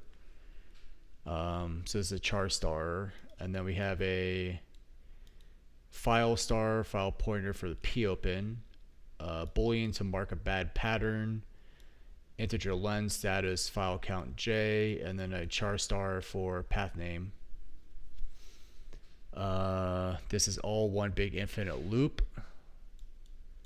So we print off a pattern, we flush that to standard out because it's not new line terminated here. We then call fgets into pattern size standard in. And then, so this is going to be like a pattern that we can specify when we run the program. We then get the length of the pattern. If it was less than or equal to 1, then we continue. So we go back and ask it for the pattern again. If pattern length -1 is equal to new line, then we set the last character to be the null byte. We should really set that to be null regardless of whether it's a new line character or not, so we don't have a non-null terminated string. Then we do some validation on the pattern to see if it's bad or not. If it's bad, then we print a message and continue. We then do a printf of our string in the pattern, and we make sure that the string is null terminated. I guess that's something that you need to do after sn printf. Once we have our string of the command and everything, then we'll popen. I'm going to skip back up here because I wanted to read. So it's ls on what target, so you're giving it a target. We then call popen on our popen command. With the read side, we're going to read the result. We then call fgets on the read side into path name.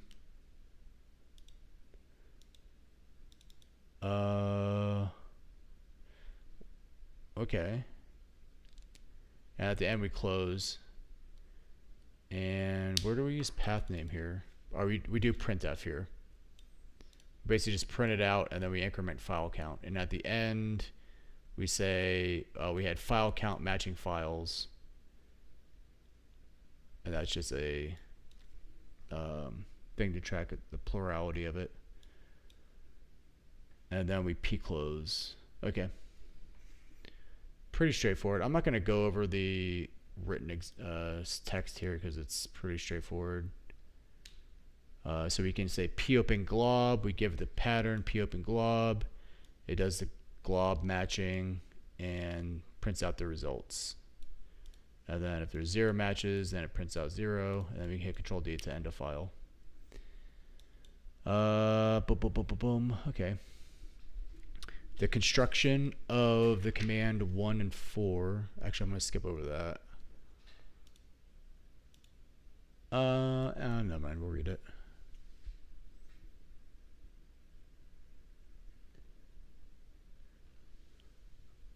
I like as we discussed about that, I get to understand more from your experience. Yeah.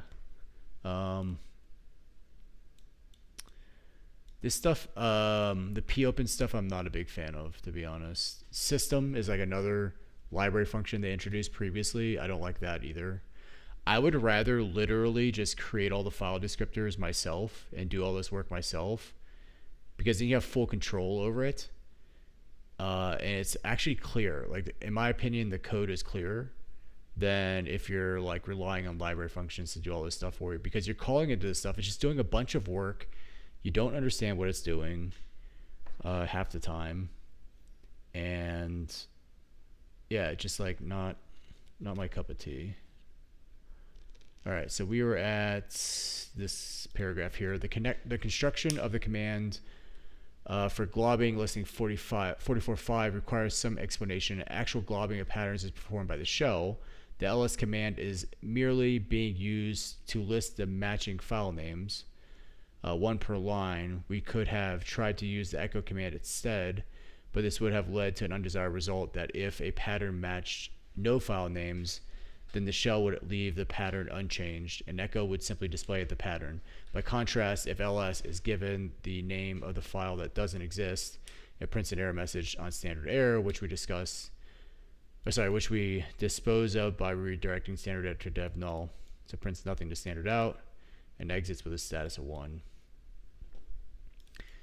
Note also the input checking performed in listing 44.5 is done to prevent invalid input causing popen to execute an unexpected shell command.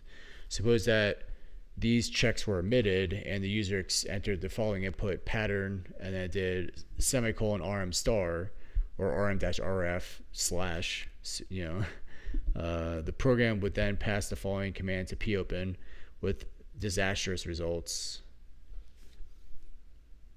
This is another security thing. It's called shell injection. Such checking of input is always required in programs that use popen or system to execute a shell command built from user input. An alternative would be for the application to quote any characters other than those being checked for, so that those characters don't undergo special processing by the shell. Pipes in standard IO buffering, and then we'll get into FIFOs. Since the file stream pointer returned by the call to popen doesn't refer to a terminal, the standard IO library applies block buffering to the file stream. This means that when we call popen with a mode of W, then by default output is sent to the child process at the other end of the pipe only when the standard IO buffer is filled, or we close the pipe with pclose, or you manually flush. I think there's like a F flush that you can call on it, right? In many cases, this presents no problem. If, however, we need to ensure that the child process receives data on the pipe immediately, then we can either use periodic calls to flush or disable standard IO buffering using the call setbuff fp null. This technique can be used if we create a pipe using the pipe system call and then use fd open to obtain a standard IO stream corresponding to the right end of the pipe. I just call flush. It's pretty explicit and easy to use. If the process calling popen is reading from the pipe, i.e. mode R, things may not be so straightforward. In this case, if the child process is using the standard IO library, then unless it includes explicit calls to flush, flush, or setbuff, its output will be available to the calling process only when the child either fills the standard IO buffer or calls fclose. The same statement applies if we are reading from a pipe created using pipe, and the process writing on the other end is using the standard IO library. If this is a problem, there is little we can do unless we can modify the source code of the program running in the child process to include calls to setbuff and flush. If modifying the source code is not an option, then instead of using a pipe, we could use a pseudo terminal. That is clever. I didn't think of that. A pseudo terminal is an IPC channel that appears to the process on one end as though it were a terminal. And because it's a terminal, it'll do new line buffering, like line buffering. Consequently, the standard IO library line buffers output. We described pseudo terminals in chapter 64. That's pretty cool. I didn't think of that. So instead of using a pipe, you'd use a pseudo terminal, and that will trick the program that you're executing, the child program, to actually do the standard library to actually do line buffering instead of block buffering. All right. Can we get to test it? What do you mean by that?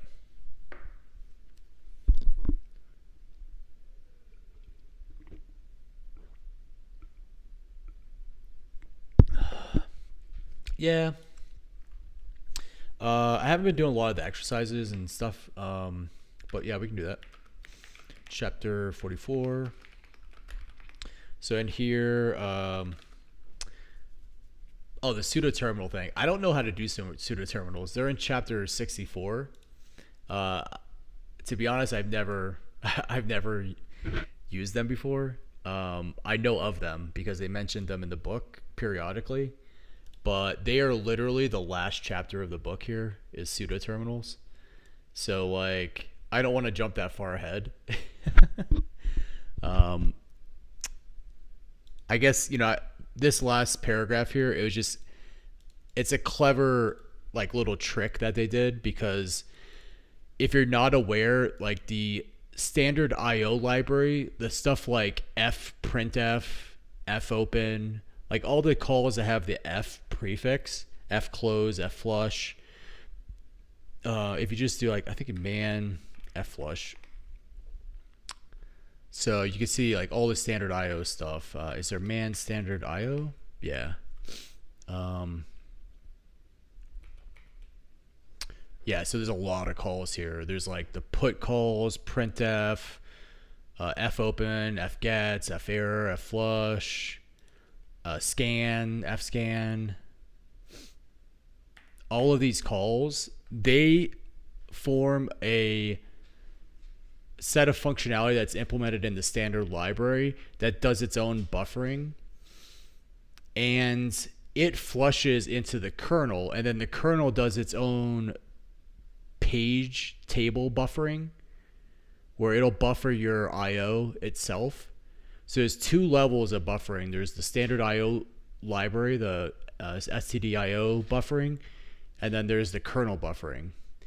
The kernel buffering, you can tell the kernel to flush stuff to the hard drive or to the output device using sync commands. So I think there's a man to sync. So this is the sync call. So you can say, hey, sync this file descriptor, and it'll basically write everything that's in the kernel's memory out to the controller of the disk drive. But in the standard IO, the standard library stuff, it has its own buffers, and the way that you get it to flush its stuff down into the kernel is this call fflush. And what they were saying in this section here is that, sure, if you have control over the source code of the child process that you're executing, you can just do your own fflush calls and call it a day. But if you don't have control over it, then you're gonna have to like trick it using pseudo terminals. And what I mean by tricking is the standard library, the standard IO, it detects like if it's writing to a terminal, it'll actually do line delimited flushing. So every time you write a line and there's a new line character, it'll do a flush effectively. They call it line buffering IO. And then if it's not, if it's like if it's anything other than a terminal, then it'll do block level buffering, where you have to fill the entire block before it'll actually flush it, regardless of what the characters are inside the block. And so by using a pseudo terminal, you're actually telling it, hey, go into this mode where you're doing line delimited flushing, so it'll flush more often. So I thought that was like a really cool trick that they came up with here. One consequence of this is that because there's a separation between writing to terminals and writing to other files, that means that programs like ls can have different behavior. So if I go into the parent directory here and I run ls, and in fact I'll run the basic version of ls. So when I do /ls, it just means like run the like basic version of it, because I have this alias to something else.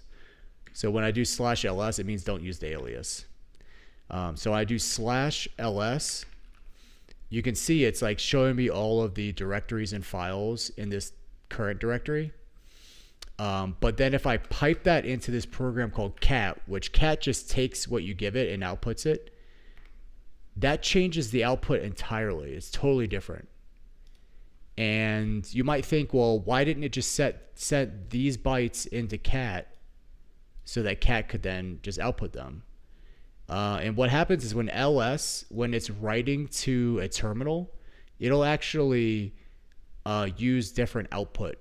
It'll have different, like more human readable output than when it's writing to a non-TTY. And there's this function is TTY, or is a TTY, is ADDI, that you can use. It's a standard library function that you can use to detect whether your standard out is a terminal or not. It's like one of those things that, like, once you realize that terminals are treated differently by a lot of Unix programs, like, it's kind of like this thing that you just see everywhere. Even in programs like ls, which are super basic. And if I use even my fancy ls, if I pipe that into cat, you can see it doesn't do the colorization. It uses different characters. It doesn't have these fancy nerd, what do they call these, like nerd icons or whatever they call them. So you can see the output is totally different based on if it's a terminal or not. Anyways, let's continue onward with FIFOs. How many pages we got on FIFOs? We got a program here, 2 programs. Okay. We got a lot to cover here on FIFOs. 14 pages with 2 programs. But I'm excited because FIFOs are cool. All right, semantically, a FIFO is similar to a pipe. The principal difference is that a FIFO has a name within the file system and is opened in the same way as a regular file. This allows a FIFO to be used for communication between unrelated processes, e.g. a client and server. Yeah. This is why I don't like calling them FIFOs, because they're named pipes. You have anonymous pipes that we've just been talking about, and then you have named pipes that have a name on the file system. Let's see. Once a FIFO has been opened, we use the same IO system calls as are used with pipes in other files, read, write, and close. Just as with pipes, a FIFO has a write end and a read end, and data is read from the pipe in the same order as it was written. This fact gives FIFOs their name, first in, first out. FIFOs are also sometimes known as named pipes, which is my preferred name. As with pipes, when all descriptors referring to a FIFO have been closed, any outstanding data is discarded. We can create a FIFO from the shell using mk FIFO. That's interesting. That if you discard all the, if you close all the descriptors, then it discards the data inside of it, but it keeps the FIFO. You know, it's not going to delete the FIFO. So let's try this. Man FIFO. Let's see what -m is. Maybe we do man1 FIFO. Oh, sorry, make FIFO. Mode. So that's just a permission mode. So let's go under our chapter 44 here, and we'll just do mk FIFO foobar. So yeah.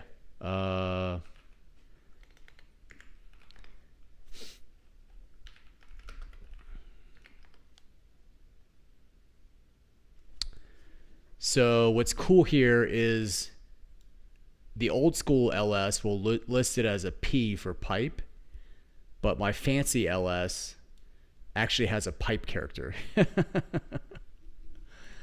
because it's a pipe. I think that's cool. So we created it with read and write permissions for our user. So that means that I'm going to create just like another process here. I'm going to jump over to chapter 43, and I'm going to cat read in foobar, and then I'm going to say echo test1 into sorry, I'm in the wrong chapter here. I need to go to chapter 44. Chapter 44. Echo. Let me zoom in here a little bit. Test1 into foobar. You can see how that showed up here. And so now all file descriptors are closed, and you can see the name pipe is still there. What would be cool is if we could read off of it until end of file. So what I'm going to do is I'm going to say cat foobar, and then I'm going to say cat foobar here. So now we have a bidirectional unidirectional communication from the right hand side to the left hand side. So we can say test1, and I'll hit enter, and it'll send it over. Test2, hello world, blah blah, foobar. And then if I go down here and I hit Control D is the end of file signal. So this thing sent end of file, and then this thing got its this guy closed its file descriptor, and once that happened, this guy I think got some type of error which caused it to close up shop. So yeah, if you ever wanted to make a single unidirectional communication, you can use name pipes for that. Let me do like multiple here, see if we can get a broadcast going on. So cat foobar, and then I'm gonna zoom in here, jump to chapter 44. We'll cat out cat from foobar, foobar. And then over here, I'm going to cat into foobar. And I'll do test 1, test 2, test 3, test 4. It seems like it's doing round robin. Test 5, test 6, 7, 8, 9, 10. So this guy's getting the odds, and this guy's getting the evens. And I'm sure if we added like another process to the mix here, let me do one more just to demonstrate that it's round robin. So I'll go ahead and end of file that. I'll jump over to chapter 44. Let's start at the top here. We'll cat foobar again. Do the same thing here. Cat foobar. And then here I'm gonna cat into foobar. And I'll do 1, 2, 3, 4, 5, 6, 7, 8, 9, 10. So this guy got 1, 2, 3, 4, 5, 6, 7, 8, 9, 10. So it does round robin. I don't know why it's round robin.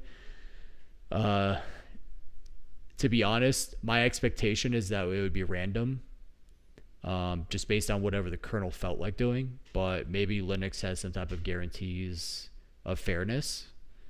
But yeah, let's read on because it's probably mentioned somewhere in this book. This book is pretty comprehensive in its like details of these things, so I'm sure they'll cover it here. All right, so the path name is the name of the FIFO to be created, and the M option is used to specify the permission mode in the same way as for chmod command. When applied to a FIFO or pipe, fstat and stat return the file type of SI FIFO in the ST mode field of the stat structure.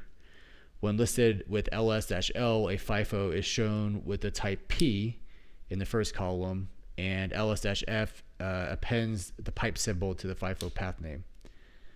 So if we do, I'm going to kill some of these things since we don't need them anymore. So I'll kill that, and then ls-laf. So if you have an F in your ls, it'll actually put a pipe at the end of the file name, as well as having one over here.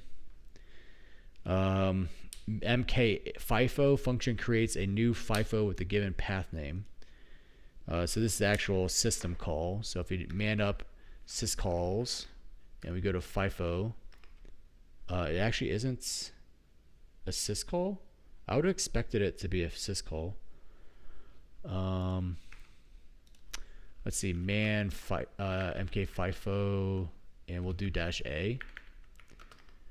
So we have our commands, and then we have the POSIX, and then we have the glibc. So there is no FIFO syscall. I'm going to ask AI and see if it knows. What is the syscall implementing FIFO? I wonder if it's pipe or pipe 2.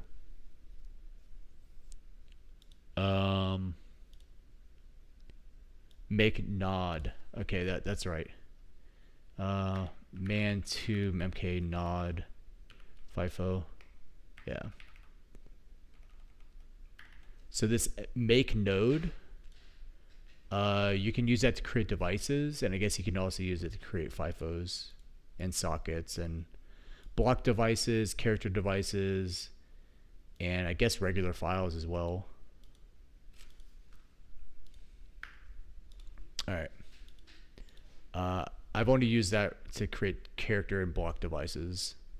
I've never used it to create named pipes before. All right, let's continue onward. Let's see. The mode argument specifies the permission for the new FIFO. These permissions are specified by ORing the desired combination of constants from table 15.4. As usual, these permissions are masked against the process umask value. Historically, FIFOs were created using a system called mknod, path name, FIFO. POSIX 1990 specified MK FIFO as a simpler API, avoiding the generality of mknod, which allows creation of various types of files, including device files. SUSV3 specifies make nod, but weakly defining only its use for creating FIFOs. Most Unix implementations provide MK FIFO as a library function layered on top of mknod. So I didn't have to ask AI, I could have just read it right there. Once a FIFO has been created, any process can open it, subject to the usual file permission checks. Opening a file has somewhat unusual semantics. Generally, the only sensible use of a FIFO is to have a reading process and a writing process on each end. Therefore, by default, opening a FIFO for reading blocks until another process opens a FIFO for writing. Conversely, opening a FIFO for writing blocks until another process opens a FIFO for reading. In other words, opening a FIFO synchronizes the reading and writing processes. If the opposite end of the FIFO is already open, perhaps because a pair of processes have already opened each end of the FIFO, then open succeeds immediately. Under most Unix implementations, including Linux, it is possible to circumvent the blocking behavior when opening FIFOs by specifying the read-write flag when opening a FIFO. In this case, open returns immediately when with a file descriptor that can be used for reading and writing on the FIFO. Doing this rather subverts the I/O model of FIFOs, and SUSV3 explicitly notes that opening a FIFO with the read-write flag is unspecified. Therefore, for portability reasons, this technique should be avoided. In circumstances where we need to prevent blocking when opening a FIFO, the open non-block, that's what I thought he was going to mention, is a non-block flag, provides a standardized method for doing so. Refer to section 44.9. Avoiding the use of read-write flag when opening a FIFO can be desirable for another reason. After such an open, the calling process will never see the end of file for reading from the resulting file descriptor, because there's always will be at least one descriptor open for writing to the FIFO, the same descriptor for which the process is reading. Yeah, that's a good idea. Good call, good call. All right. Using FIFOs and T to create a dual pipeline. One of the characteristics of shell pipelines is that they are linear. Each process in a pipeline reads data produced by its predecessor and sends the data to its successor. Using FIFOs, it's possible to create a fork in the pipeline so that a duplicate copy of the output of a process is sent to another process in addition to its successor in the pipeline. In order to do this, we need to use the T command, which writes two copies of what it reads from its standard input, one to standard output and one to another file named in its command line argument. I've used T before to write output into a file. I've never used it to write it to a FIFO. So this is going to be cool. Making the file argument to T a FIFO allows us to have two processes simultaneously reading the duplicate output produced by T. We demonstrate this in the following shell session, which creates a FIFO named myFIFO, starts a background WC command that opens the FIFO for reading.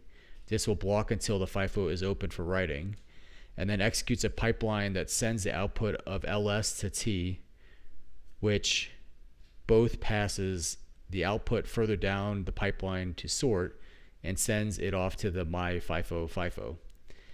The K5N option to sort causes the output of LS to be sorted in increasing numerical order on the 5th space delimited field. So we might have, I guess we can, yeah, let's do this. So let's open up two shells. I'm going to jump to chapter 44. We still have our FIFO here, so I'm going to just reuse it. Let me zoom in a little bit here so that you can see it. I'll zoom out on this one. Oops. Okay. So we're going to say MK, oh, we already did that. Here we're going to say word count -L foobar. And we'll leave it running in the foreground. And then over here we'll say ls-l. And then we'll go T into foobar. And then we pipe that into sort K5N. And I'm going to use the actual unaliased version of that. So you can see this is the output of LS. And this was the output of taking the output of LS and piping it into word count -L, which is 2. There's 2 lines here. Pretty cool. Pretty good. Okay. Diagrammatically, the above commands create the situation shown in figure 44.5. The T program is so named because of its shape. Yeah, that's a cool bit of Unix trivia. In plumbing, you have the T joints where a pipe goes into one side and then it splits off into 2 different directions. So the T program effectively does the same thing with Unix pipes. We can consider T as functioning similar to a pipe, but with the additional branch that sends the duplicate output. Diagrammatically, this has the shape of a capital letter T. In addition to the purpose described here, T is also useful for debugging pipelines and for saving the results produced at some intervening point in a complex pipeline. So we got LS piped into T. T then pipes that to sort, and then also uses this FIFO pipe as a named pipe to send it to word count. Pretty cool.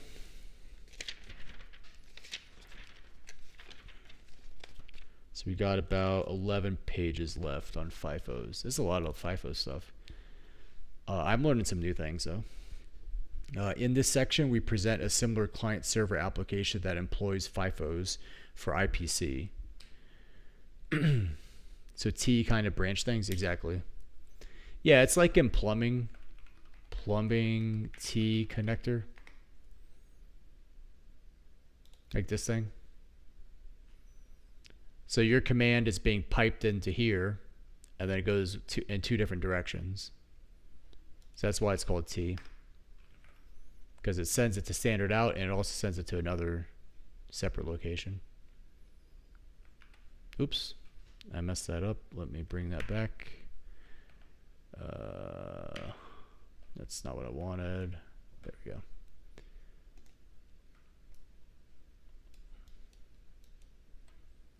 That's what I wanted to do. Okay. All right, I lost my location here. I'm on page 909, which is about here. There we go. Nope.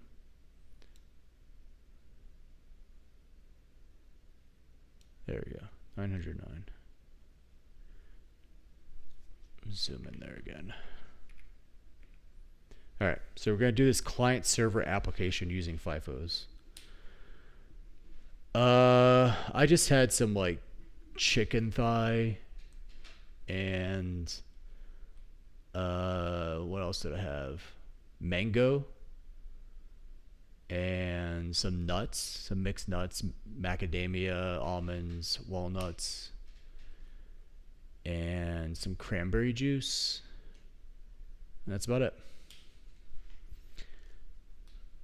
But yeah, I guess I've been streaming now for 2.5 hours almost. So I'm probably going to go for another 30 minutes or so to the end of this chapter. I'm going to try to get to the end of this chapter, and then I'll break for the evening. And I don't think I'm going to do any of the exercises here. Maybe I'll leave that for another time. Okay, so we're going to talk about how to do a client-server application using FIFOs. In this section, we present a simple client-server application that employs FIFOs for IPC. The server provides the trivial service of assigning unique sequential numbers to each client that requests them. In the course of discussing this application, we introduce a few concepts and techniques in server design. Application overview. In the example application, all clients send the request to the server using a single server FIFO. Let me block this guy.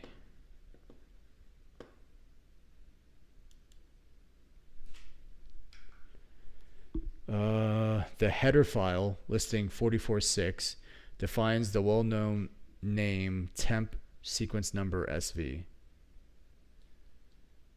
So that's like sequence number service, I guess, that the server uses for its FIFO. This name is fixed so that all clients know how to contact the server. In this example application, we create the FIFOs in the temp directory, since this allows us to conveniently run the programs without change on most systems. However, as noted in section 38.7, creating files in publicly writable directories such as temp can lead to various security vulnerabilities and should be avoided in real-world applications. In client-server applications, we'll repeatedly encounter the concept of a well-known address or name used by a server to make its services visible to clients. Using a well-known address is one solution to the problem of how clients can know where to contact the server. Another possible solution is to provide some kind of name server with which servers can register the names of their services. Each client then connects a name server to obtain the location of the service it desires. That's kind of like DNS is one example, but there's like service discovery systems that do something similar. This solution allows the location of the servers to be flexible at the cost of some extra programming effort. Of course, clients and servers then need to know where to contact the name server exactly. Typically, it resides at a well-known address, or is provided by DHCP, or is known by the machine on boot. Another way of doing this, which I don't really see a lot of people talking about this, but I'm not a super networking guy, but when I worked in a data center, I experimented a little bit with doing service discovery through broadcast, like UDP multicast. So you just listen for multicast messages and then use those messages to update your idea of like where services are at. So when a service comes up, it just says a UDP broadcast, or UDP multicast out. There's also this like broadcast IP. Like if I Google it real quick, it'll make more sense. But broadcast IP subnet diagram.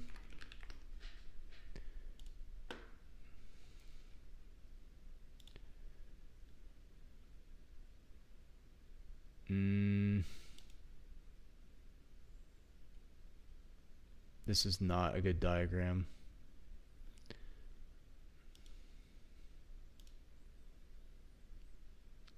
Yeah.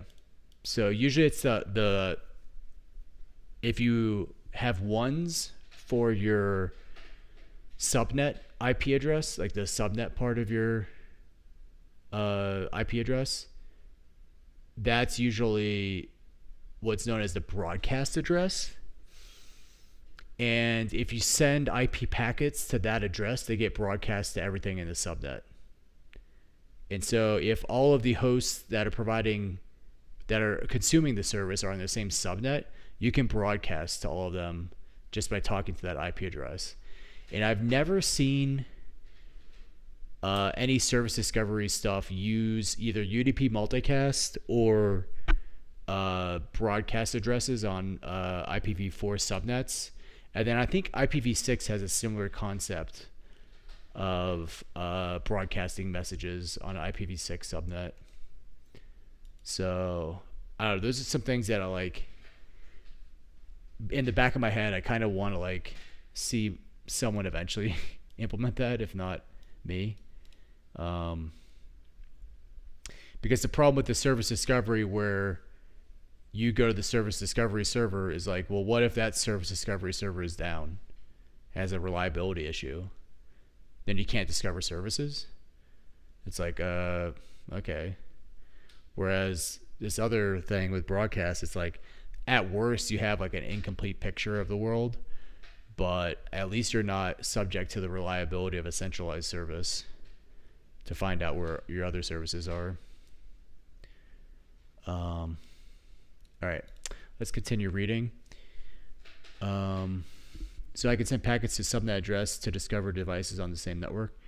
So what I was suggesting is like implementing something where the server, when it starts, instead of binding to a known IP or port, or in this case, like registering a known location on the file system for the FIFO, instead of doing this like stuff where you acquire a known location, instead you say, I'm just going to broadcast to the network who I am and what services I provide.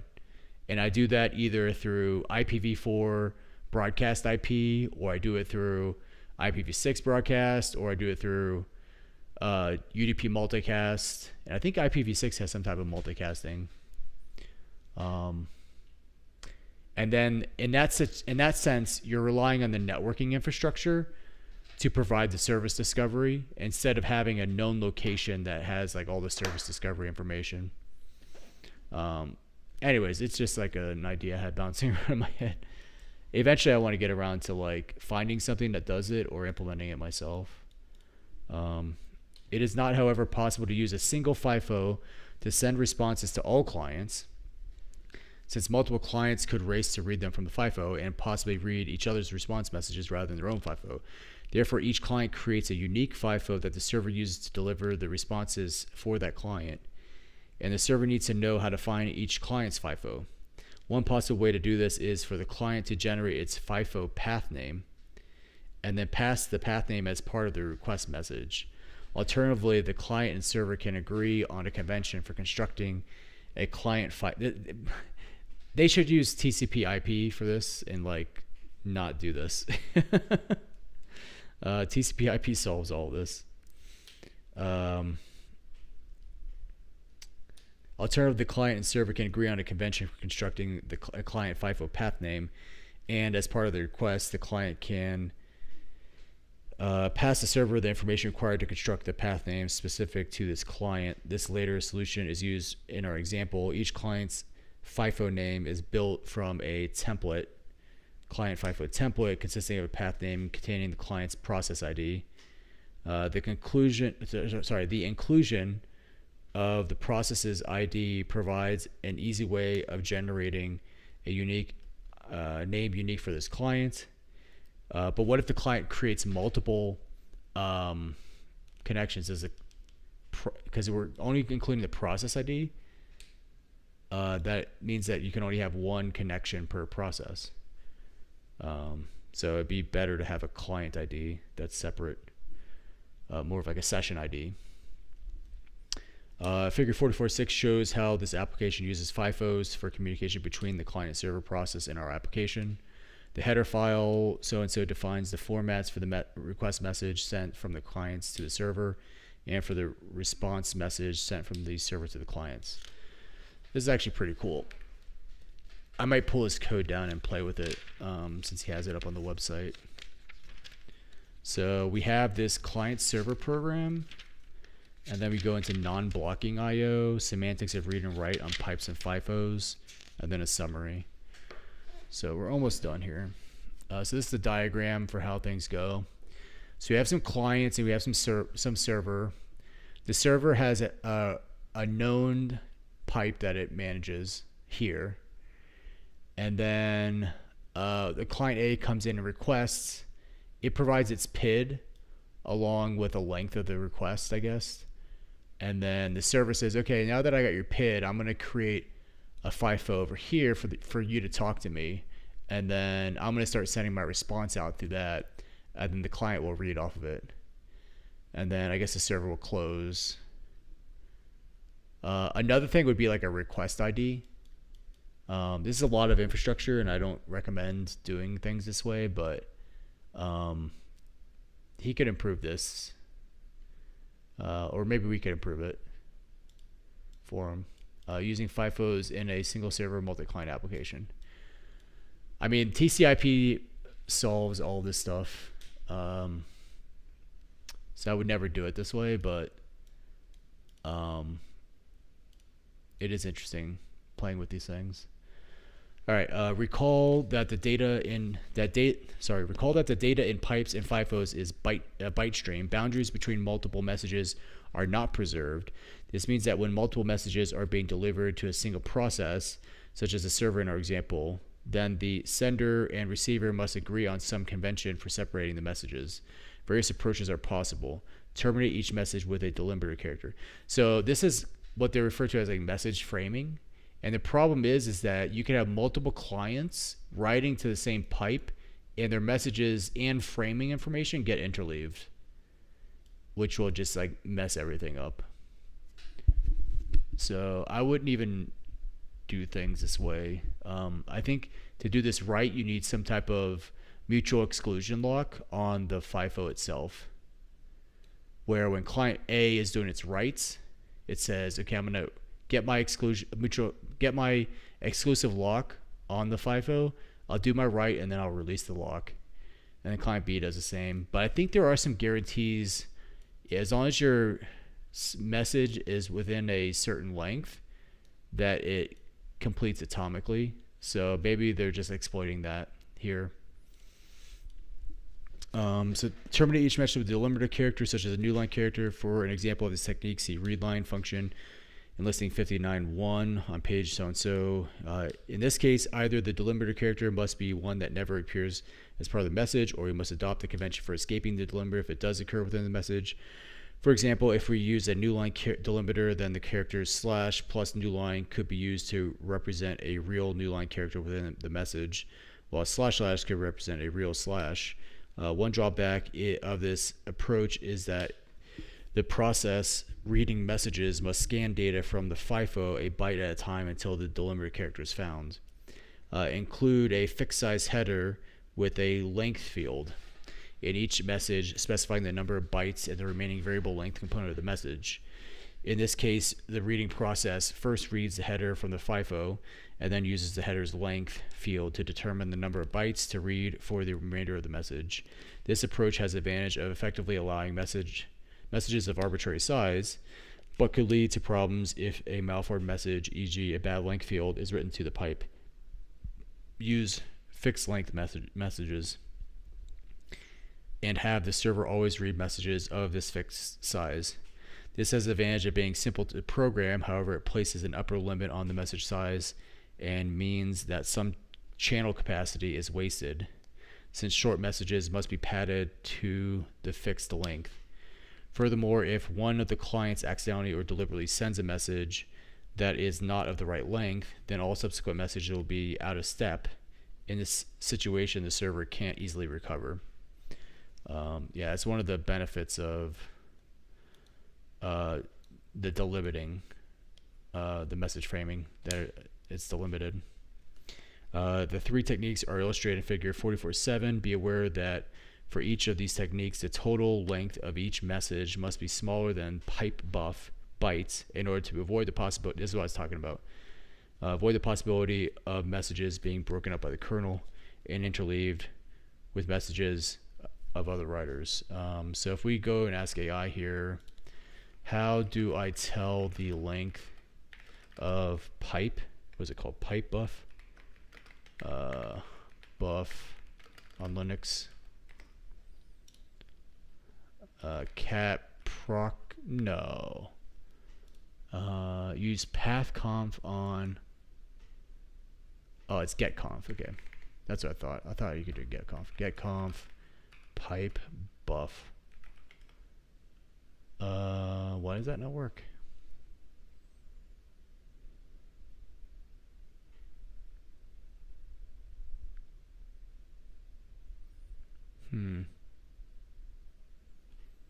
So I'm gonna say getconf didn't work.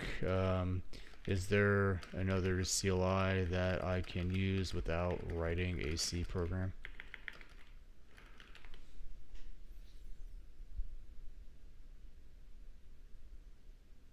Here it is.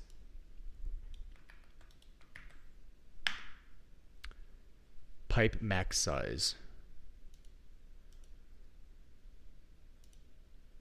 That's not the same.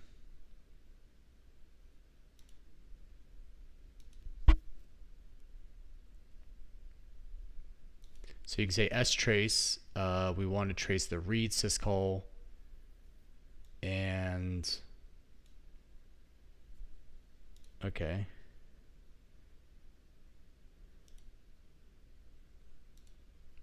Good old Perl. Let's try that. Perl doesn't like that. Let's try Python.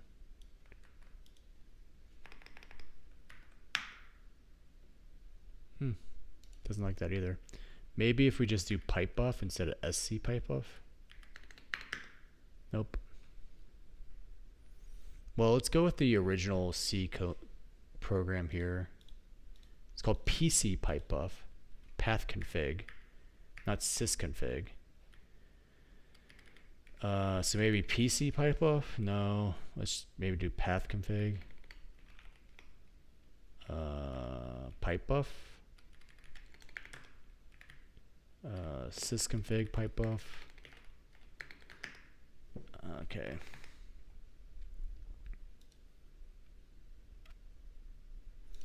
Let's do the C program then. Pipe buff conf.c. Oops. Okay, we don't need this void here. So we say fpathconf fd1, which would be its output. So I want to say 0. And then we'll print it out. So then we'll make, do I have make file? Find make file. CP chapter 43. Make file into chapter 44.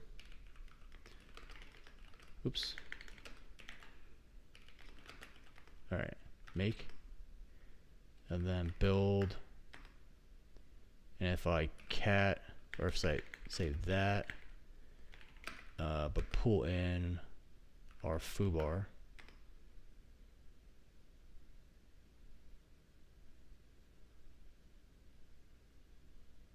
Huh? We're not doing a read from it, we're doing fpathconf. Let's try doing a cat foobar into pipe. Sorry, build pipe of conf. Yeah, there we go. So it's 4096. So as long as your 4096 bytes are smaller, then it's the messaging is atomic. All right. All right, let's close out of this. Okay, let's go to the next section. In the three techniques described in the main text, a single channel FIFO is used for all messages from all clients. An alternative is to use a single connection for each message.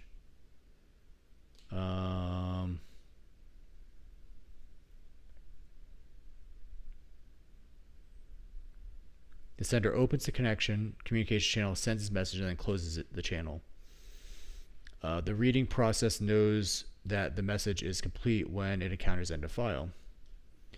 If multiple writers hold a FIFO open, then this approach is not feasible.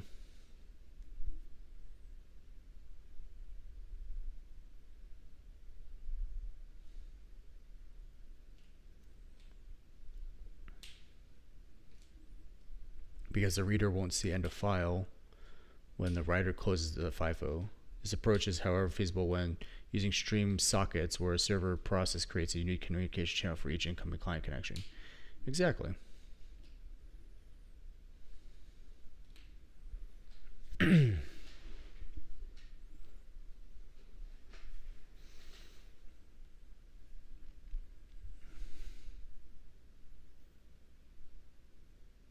So I'm just looking at the diagrams here. Delimiter character version, header with length, fixed length messages, and then closing. Opening and closing on each message. In our example application, we use the third of the techniques described above. With each client sending messages of a fixed size to the server, the message is defined by the request structure defined in listing 44.6. Each request to the server includes the client's process ID, which enables the server to construct the name of the FIFO used by the client to receive a response. The request also contains a field sequence length specifying how many sequence numbers should be allocated to this client. The response message sent from the server to the client consists of a single field sequence number, which is a starting value of the range of sequence numbers allocated to this client. Okay, so this is the first one is the header file for sequence number, and then we have our server code, and then we have our client code. So I'm going to download these, might as well. Linux programming interface, source code, chapter 44. So it's going to be under the pipes, and it's these three files here. So I'm just going to mkdir-p ref, and then it's called pipes. CD into there. And I'll copy this link, wget it, do the same thing over here, wget, and then copy this, wget. And then let's see if these things also use the reference library stuff. So mkdir lib. And then I'm gonna have to build up my makefile again. Let's just go ahead and roll with like an older version of it. Let's go find cat out chapter 29 makefile. Yeah.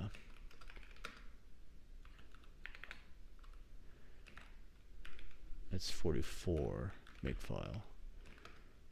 Chapter 44 make.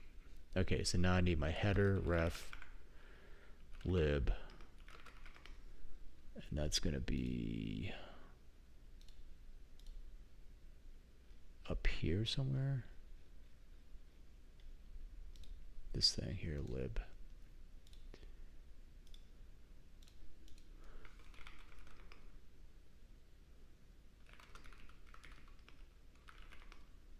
And then I need the get num.h. Just gonna close all these out. Probably need get num.c as well.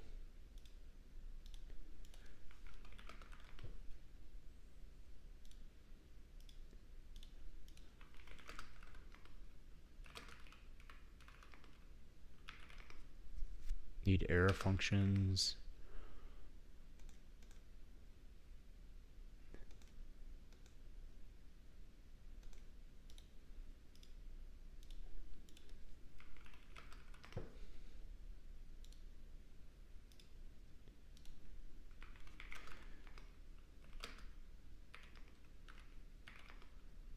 All right, needs the ename inc.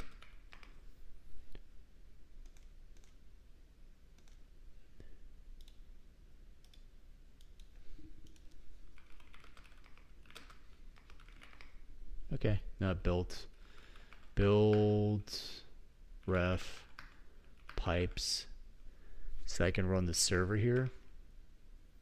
And that's going to, let's list our temp. Zoom in here. Temp, grep for, what was it called again?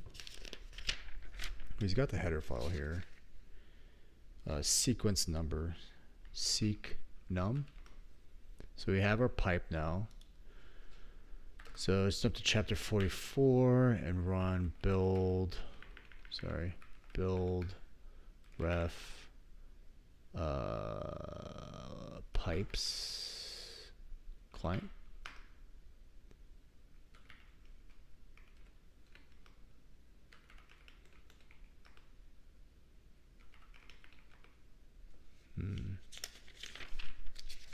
Does it show how to use these?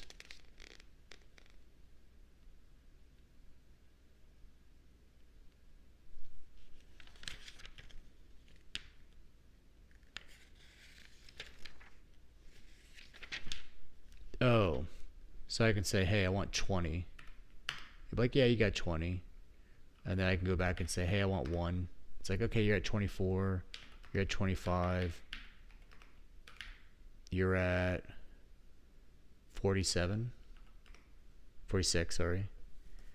So it's just a monotonic incrementer. Okay, so we get the idea of how this thing works. If I do ls la on temp, I'll do a watch dash n 0.1, and I'll say ls dash la temp and grep for what is the sequence number? Yeah, seq num. So that's going to show us all of the sequence numbers. If I jump over to this is going to be chapter 44, and I run build ref pipes client, and I request like 20. And how about I do this in like 4, and we'll say x in 1 to 100. Do that. We'll say $x done. What amazes me is there's no clients showing up. Let's do 1,000. Oh, we had something show up there. Let's do 10,000.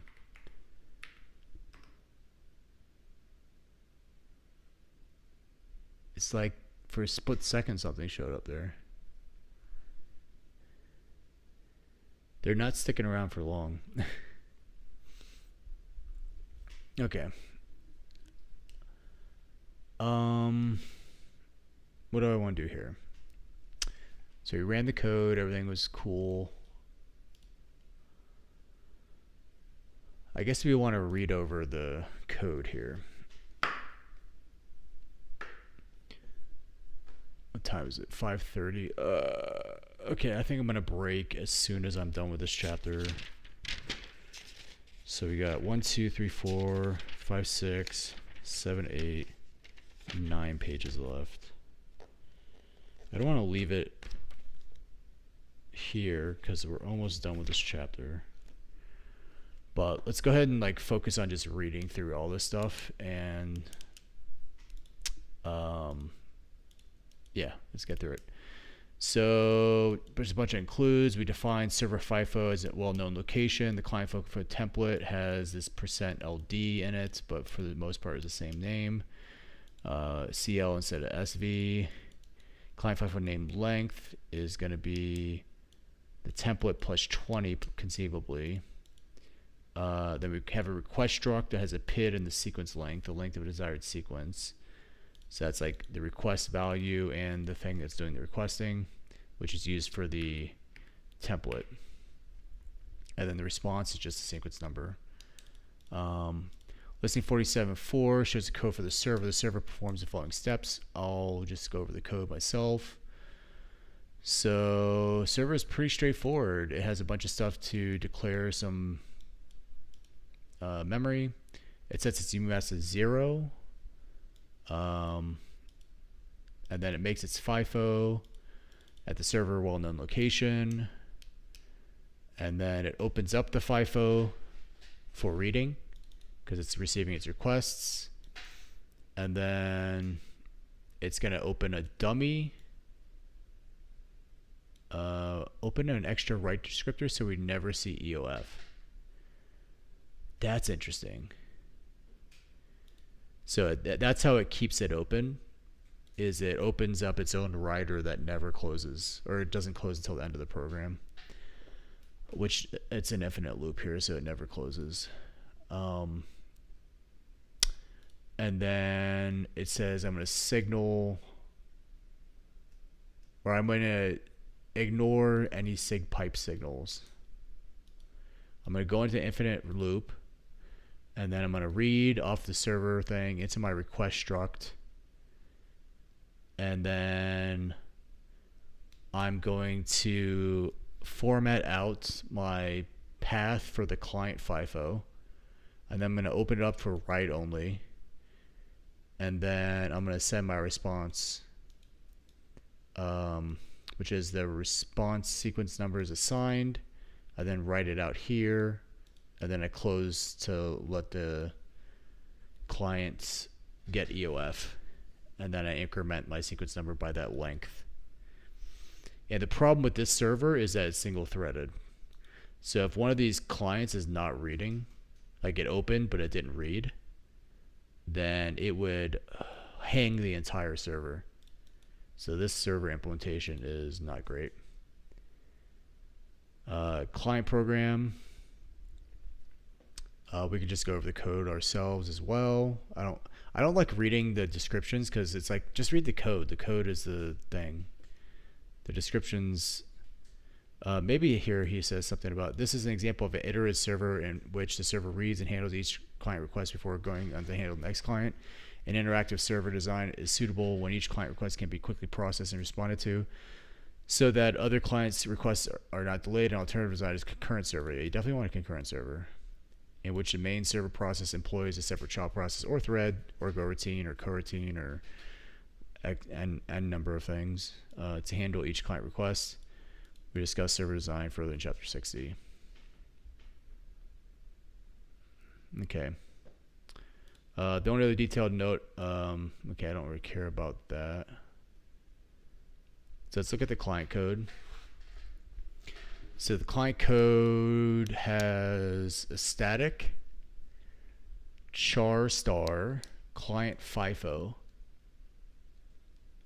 because it needs to figure out its own FIFO, and it's including the same header, and it removes it by referencing that. So this gets assigned at startup at some point. So we do something similar here where we figure out our client FIFO, which gets written globally. We then make our FIFO because the server is not going to make it for us. I thought the server was going to make it, but I guess the client makes it. And then when it exits the program, it'll remove the FIFO. And then it gets its PID and assigns that into the request. It figures out its sequence length, assigns that into the request, and then it opens the server FIFO. It writes the request into the server FIFO, and then it opens the client FIFO and then it reads the response off the client FIFO. It then prints the result and exits, which then calls the @exit to remove the FIFO. So if I delete this, it'll leave those FIFOs around.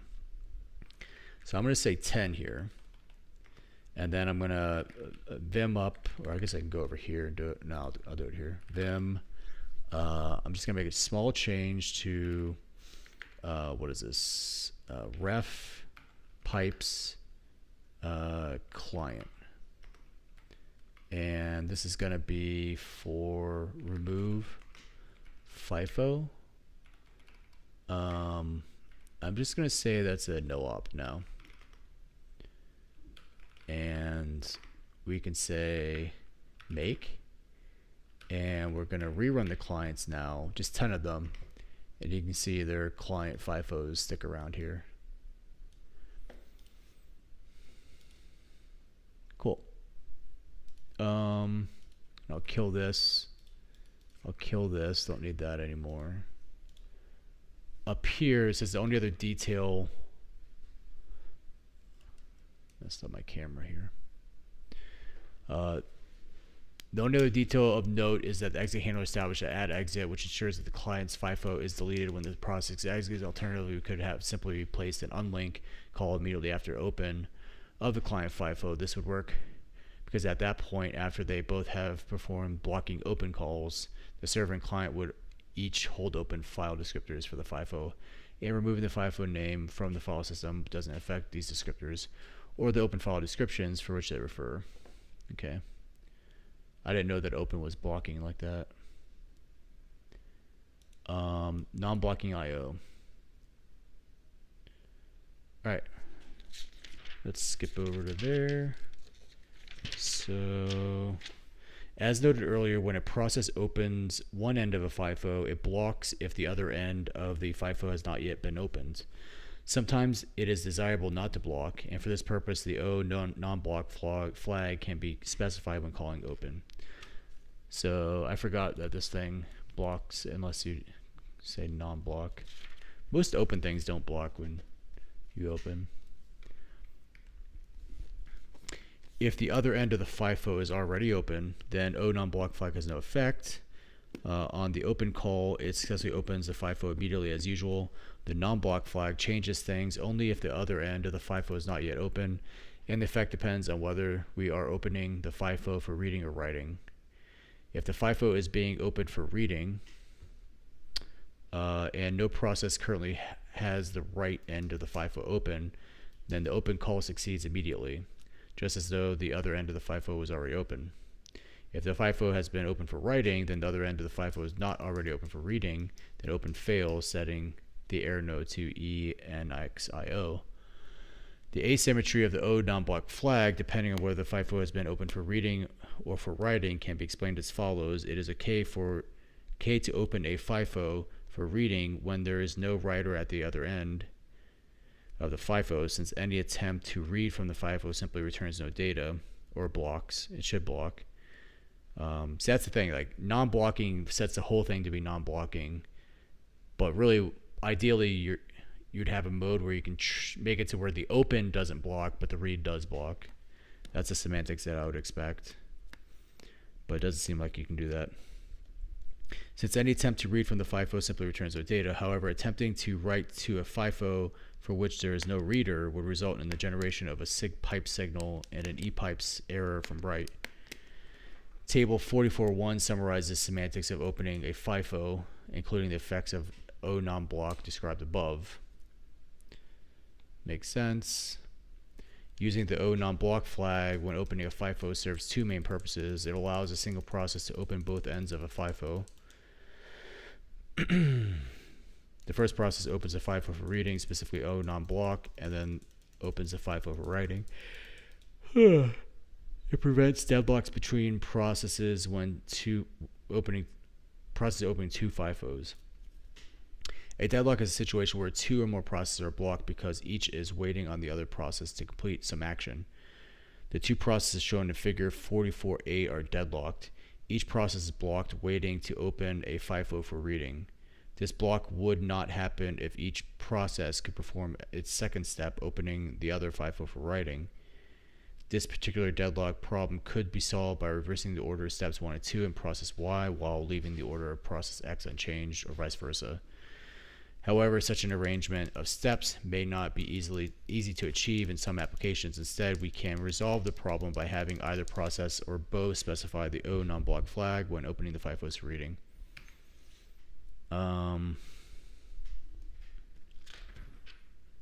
Okay.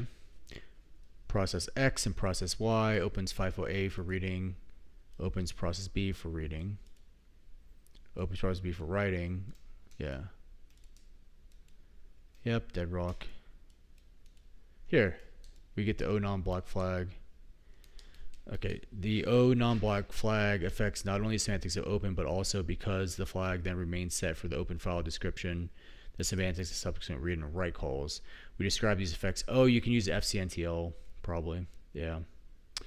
Sometimes we need to change the state of the O non-block flag for a FIFO or another type of file that is already open. Scenarios where this need may arise include the following.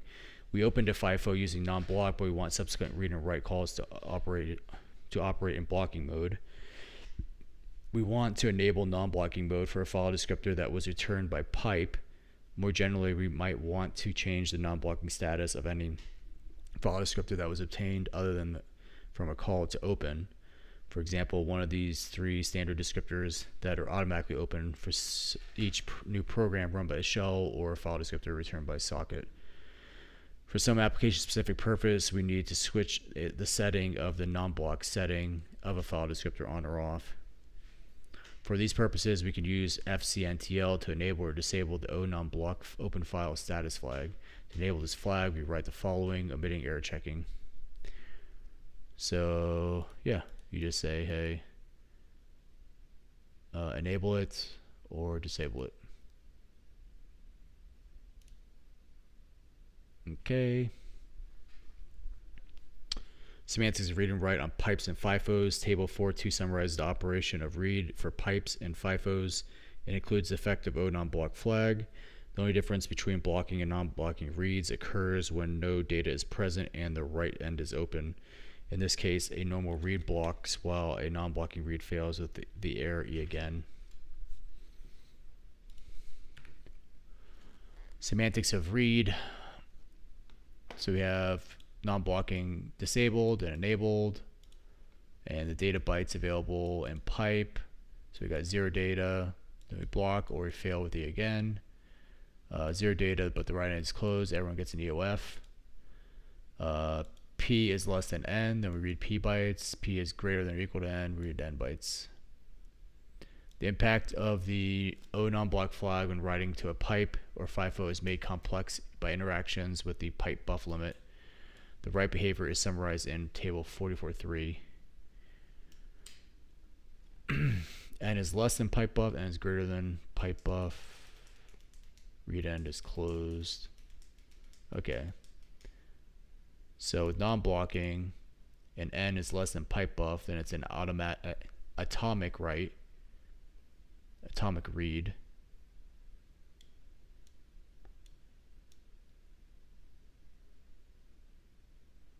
Okay. If N is greater than, then write N bytes may block until sufficient data is, if sufficient space is available to immediately write N bytes, then write succeeds atomically. So these are writing. Otherwise, it fails. So it's like an atomic write.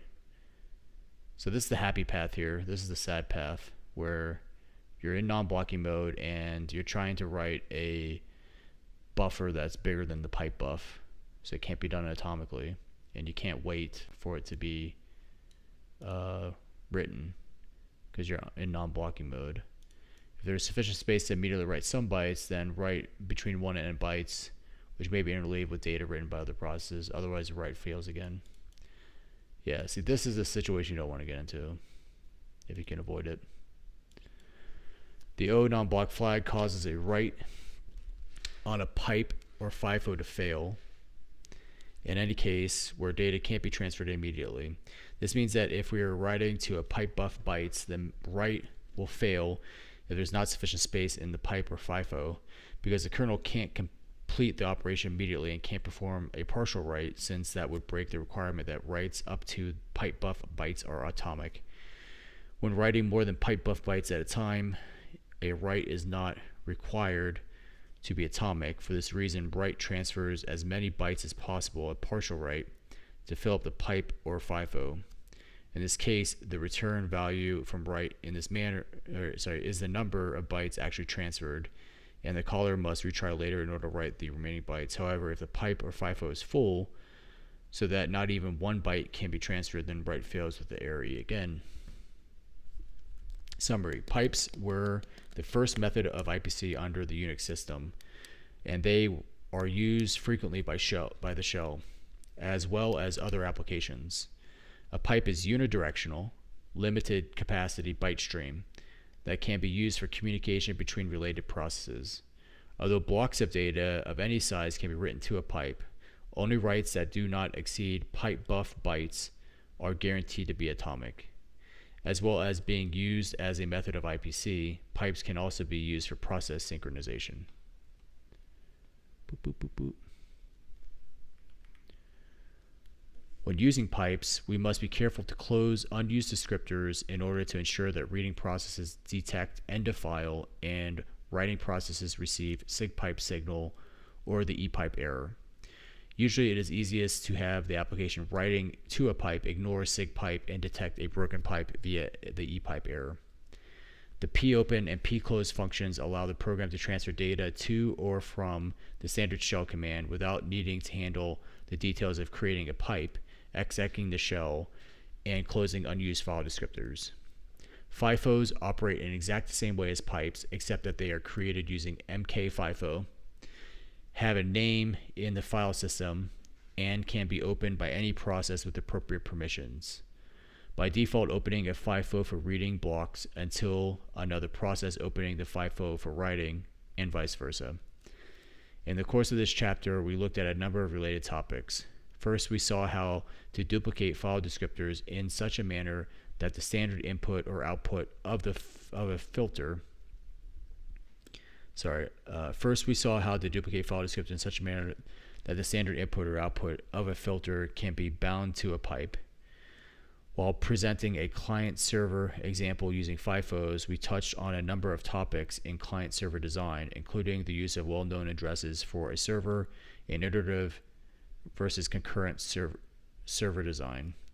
In developing the example FIFO application, we noted that although data transmitted through a pipe is a byte stream, it's sometimes useful for communicating processes to package the data into messages. And we looked at various ways in which this could be accomplished. Finally, we noted the effect of the O non-blocking IO flag when opening and performing IO on a FIFO. The O non-block flag is useful if we don't want to block while opening a FIFO.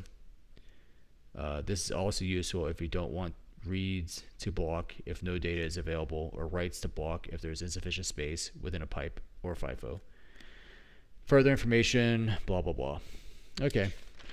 I'll take a look at these exercises and then I'm going to call it a night.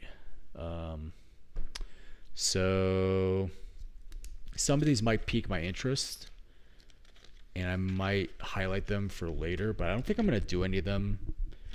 We did enough kind of like hacking around with pipes and FIFOs, so I think if something interests me here, I'll put it on the task list, and then I'll come back to it once we're done reading the book.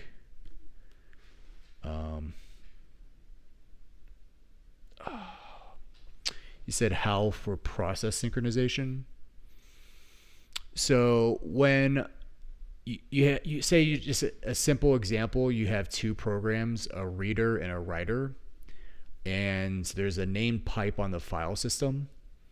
The reason why named pipes pipes in general can be used as a synchronization mechanism is when you go to open the name pipe, both the client and the server will block until the other process has also done its open. So if your execution is kind of offset, say the client is ran first, it'll run until it blocks on the open, and then so the client is blocked, and then the server starts. The server runs until it hits its open, and the server, once it completes its open, both of them unblock, and so they're synchronized after that point.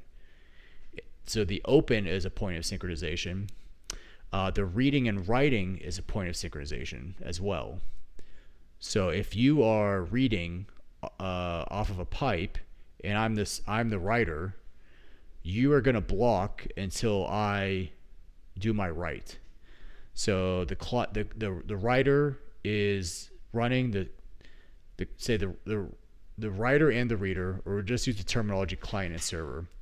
So the client and the server are both running. The server is going to block until it gets its read fulfilled, and then the client is going to continue on running until it hits its point where it does its write.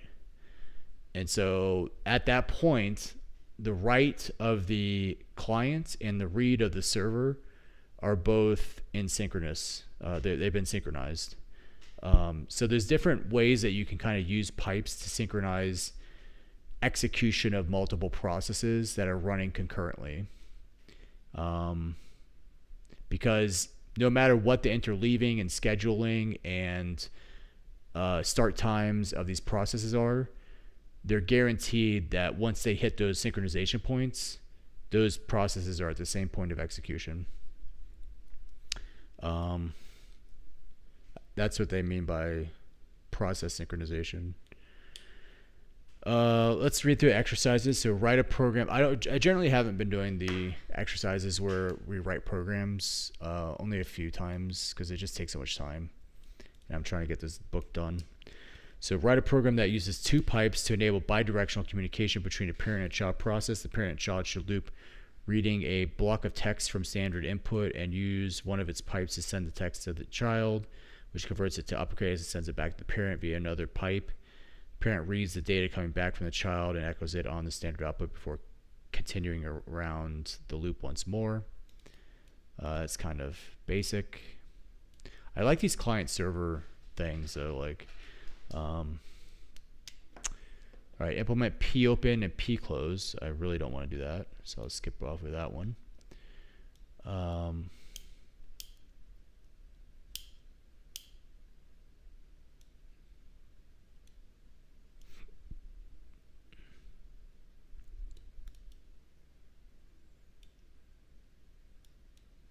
Some modifications to the server that are kind of interesting.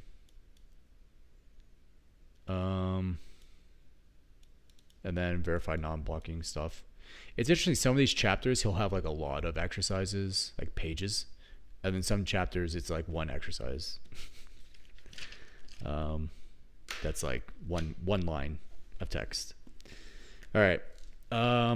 There's no exercises here that really like jump out to me, so I'm just going to move on to chapter 45, which we will resume reading tomorrow.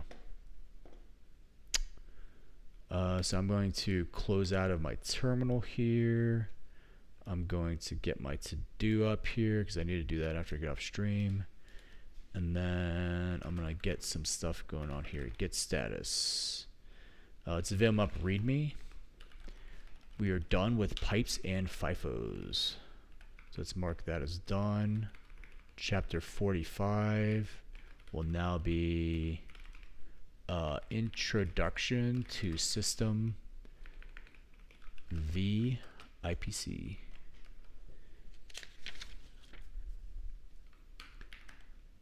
So System V IPC is like, from what I understand, it's like the stuff that people don't really do anymore. Most people use POSIX IPC, but still gonna read the chapter. Let's look at our table of contents here just to see what's up and coming. So we are, wow, we made so much progress over the past few days. All right. Pipes and FIFOs. So introduction to System V IPC, System V message queue, System V semaphores, System V shared memory. So this is all System V stuff. I think, let's see, this is 921 up to, I should actually record my progress. So we're at 921 at, I haven't been good at recording my progress here, at 6, we'll just say 6 p.m. So we got from 877 to 921. 921 minus 877. So we only got 44 pages read today. That's a bummer. Where did we start? 877. We started in the shared library stuff. And then we got IPC stuff done. I mean, normally I would like carry on because I didn't get a lot accomplished today, but I feel like Sunday I need to have some rest time on Sunday, so I'm gonna take a break here and get some rest. But tomorrow, I want to get 100 pages read tomorrow, so that'll be 1021. So we'll do all the System V stuff. We'll do 45, 46, 47, and 48. Semaphores, shared memory, message queues, and introduction. And I'm just gonna read like everything, but I'm not gonna do a lot of exercises or stopping to like experiment, because this is all System V IPC stuff, which is useful background information, but it's like basically a deprecated API from what I understand. So I'm not gonna like spend cycles like experimenting with it. I'm just gonna pull out all the information I need about it as background information, and then we can move on to like the POSIX IPC. So intro, message queue, semaphores, shared memory. These are the things that most people use these days. Okay, so tomorrow I'm just gonna speed read all the System V stuff and get that behind us. Okay. Sorry, I missed some chats here.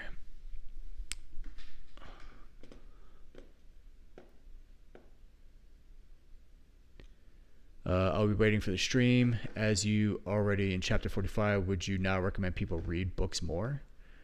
I'm a big fan of reading books. I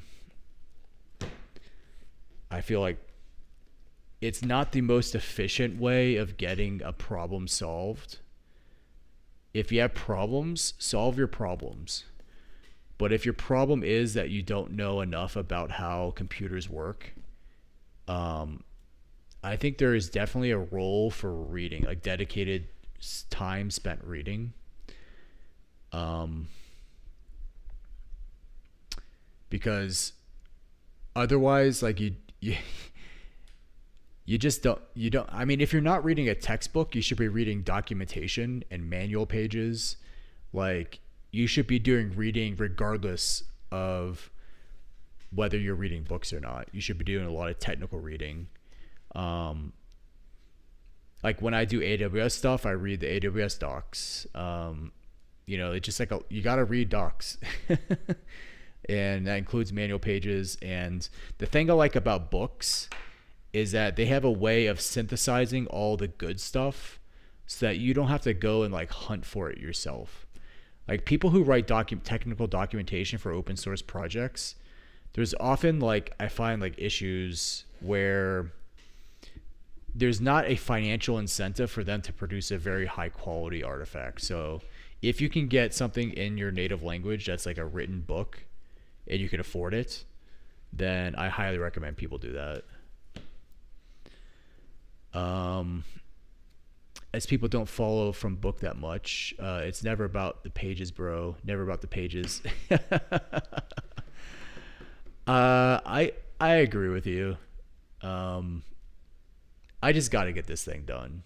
This has been on my checklist for a while, and if I don't read 100 pages a day, then it's gonna take forever. Like the first third of this book took me 20 days to read, and the second third, because we're just past 1/3, we passed 2/3 today, took me less than a week. So yeah, I think setting a goal for 100 pages a day is a sustainable goal that'll allow me to get to my end goal, which is completing the book. And then if I want to go back and revisit anything, I can do that once I've finished reading the whole thing. Cool. All right. Well, I'm going to hop off for the night. Appreciate you hanging out here, chatting. Yeah, I'll be on tomorrow, and I'll be tackling the System V IPC chapters. Cool. All right. I'll see you.